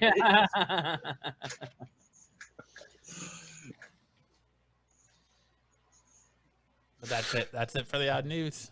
Dude, Fucking, I would like to live in. How cool would that be? Where do you live? Walla Walla. That's almost cooler than saying I live in Beaverton. Where do you live? Walla Walla. Like, how cool is that? There is a little town called Idiotville outside of Portland. I fucking need to live there so bad it hurts. I wanted to buy. It's kind of a. You wanted to buy it? I did because it's been abandoned. There's like 2 stores there. There's a post office, and that's about it. And everybody else is just in like little farmhouses in the area, and that's like all that's really there. Where do you live? Idiotville. Yeah, No shit. Idiotville, Oregon. I own a town. What's it called? Idiotville. Dude, we should all chip in and buy Idiotsville. That'd be great. I'd Yeah, make I all am kinds down of wonderful to rules. I am down to throw in to buy Idiotsville. It'd be We awesome. could be the city council. I'll throw in all the podcast monies. Nice. So nothing. So nothing, exactly. Shit, we're gonna have a big old village. I'll throw in those podcast dollars. Heary, heary! The meeting for Idiotsville has now started. I'd make all kinds of cool rules. You know, I'd make it like the smartest place ever. I'd have all kinds of cool rules. Like I would never allow this place to be the smartest place in the United States. Yeah, I'd never allow All like, right. giant industry in there. Like no Walmarts, no Targets, none of that shit. It'd all be mom and pop shops. It'd fucking just have the most awesome downtown. Well, our city's already poor and bankrupt.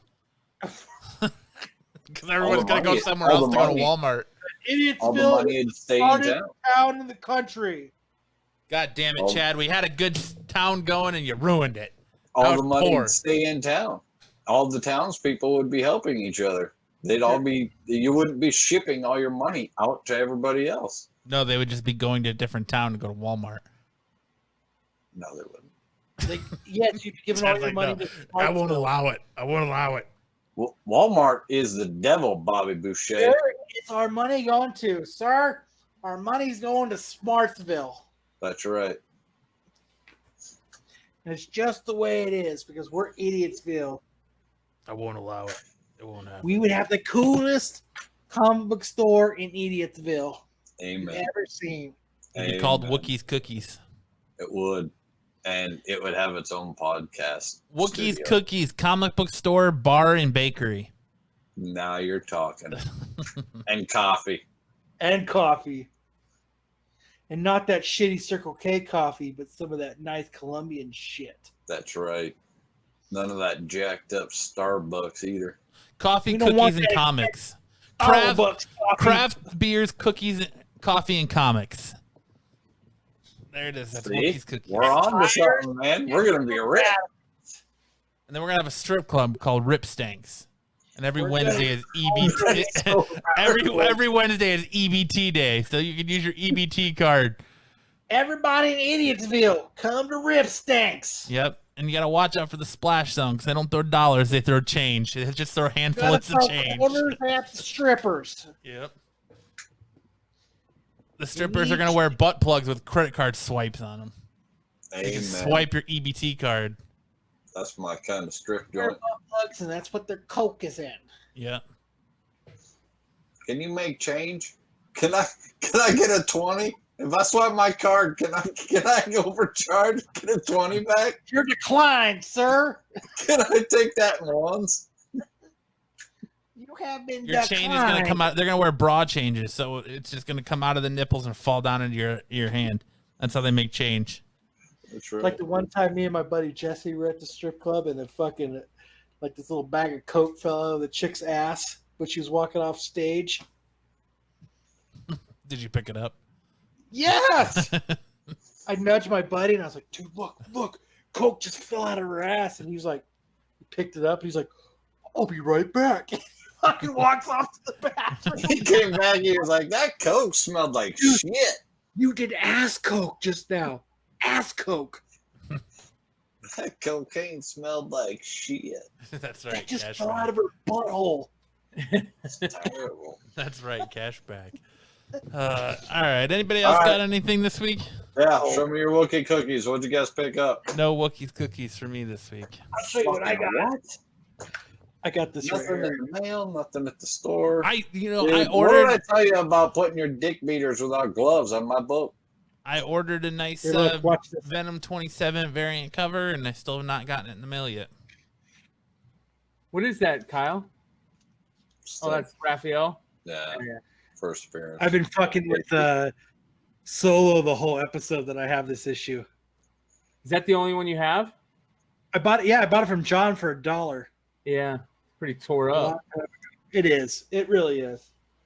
I would totally give it to Solo for like $15.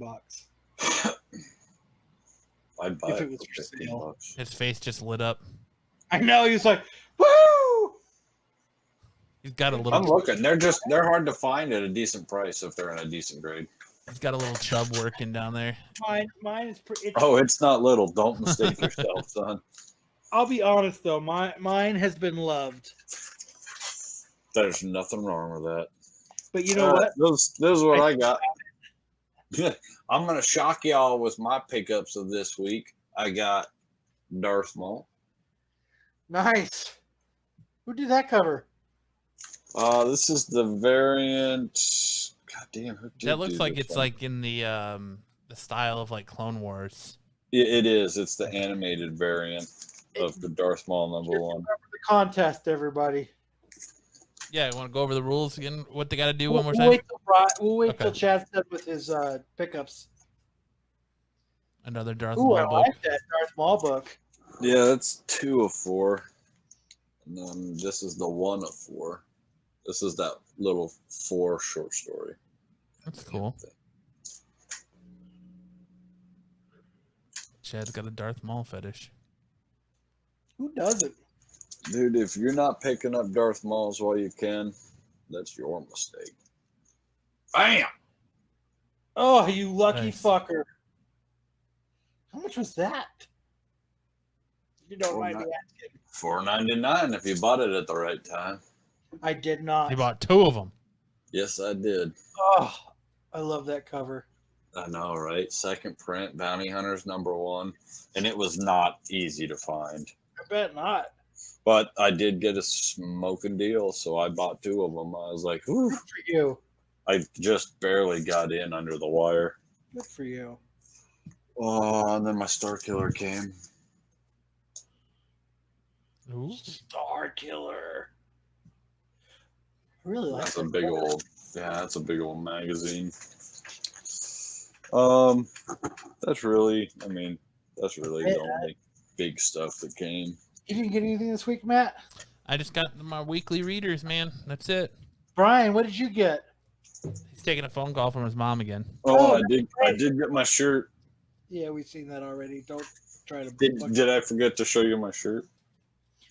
No way, Brian. You got that book? And that book, Brian? Oh, shit. Look at that book that Brian got. Damn, that's a badass book, Brian. I did get volume 2 as well. My That's trade good. paperback. Just got my weekly readers. Look at that book that Brian got. I didn't get no books this week. Other than those J. Scott Campbell variants, and I got 4 copies of Legend of the Dark Knight. Ooh, dude, how much did you get those for? You want to sell one? Yeah, where'd you even find them?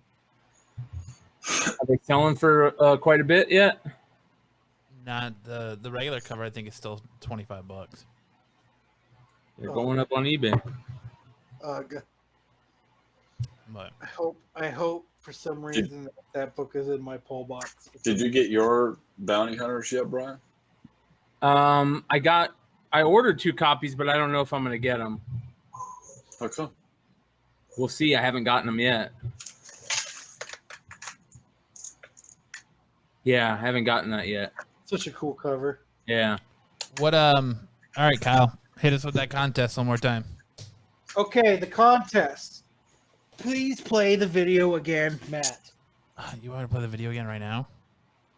Isn't that what I just said? God damn it, Kyle. I didn't say don't play that video again, Matt, so I could explain the contest. God damn it, Kyle. All right, hold on a second.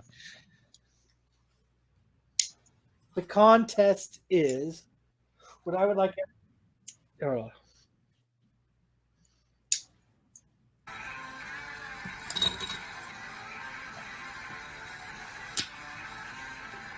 And explain it for the people listening back. Also, who can't see the video. Now so what I would the podcast.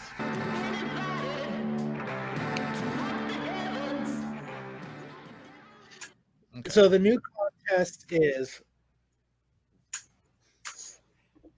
the ad we just showed is me doing my pre-podcast drink. Ice, Red Bull, Bulleit. What I would like everybody to do is make their own video like that. Show me pouring your favorite Bulleit drink and send it to us at absolutegeek@gmail.com. Is that what it is? Mm-hmm. Yep. Send it to our social media. Send it to Twitter. Send it to our Facebook. And whoever has the coolest video, whoever we love the most, I will send you this Darth Maul Turkish variant. And other people, I'll send you cool prizes as well. I haven't decided what the prizes are. And the other contest is, what I would like you to do is when you're at the store and you're shopping, when you're picking up your bottle of Bulleit, take a picture of you buying the Bulleit, put it on social media saying, Absolute Geek told me to buy Bulleit bourbon, so I did. And send that picture to social media so Bulleit knows that we're fucking serious. I'm serious about drinking this goddamn good whiskey. Hashtag Absolute Geek Podcast as well as Bulleit and Red So Bull. you should do it at a Geek Podcast, right? Yep. Look at a Geek Podcast. I bought Bulleit. Hashtag Bulleit. Bulleit bourbon. Mm-hmm. I think it's Bulleit bourbon. I bought Bulleit bourbon. Thank you, or something along those lines. And the coolest shots, the coolest videos, I'll send you guys prizes. But the video, whoever pours the coolest drink will get this the Turkish Darth Maul variant. And or if also you're not into comics, some other prize will come up with if you're not something into else. comics and you don't want a comic, yes, I'll send you something else cool. Gift card or something. We'll figure it out. What do you think, Brian? About what? About your thing? I think it's cool. It's a cool contest. Yeah. So definitely, you know what? I'm thinking about ordering some more shirts too. And I might just give shirts out as prizes. So let me know. I appreciate you guys' feedback. Please let please let Bulleit know that you guys support us and you support Bulleit and you support me. And you guys love me as much as I love Bulleit. And my goddamn phone just died. Guys, I want to thank everyone for hanging out in the chat tonight. I want to send a special shout out to all of the new downloads we've had over the last couple of weeks since we started doing interviews, and all of the new people checking us out on all the podcasting platforms. Welcome. We're glad to have you. If you ever want to come check us out, you can join the chat and have a good time with us live Friday nights, 7:30 p.m. Mountain Standard Time right here on YouTube. youtube.com/Absolute Geek Podcast if you want to hang out and catch the show live. Show the stout video one more time so people know what we're looking for when you are making your own pour a drink video. All right, let me find the stout video again. It's so funny. I think it's awesome, man. It is. It's great. I just want to do another shout out to our listeners, man. I just love you guys. I love that I send you guys, like, I love everybody that finds me. Please find me on Facebook. Please find me on Twitter. I love talking to you guys. I love that you guys. Here's the stout video. Here's what Kyle's looking for. Spider-Man cologne.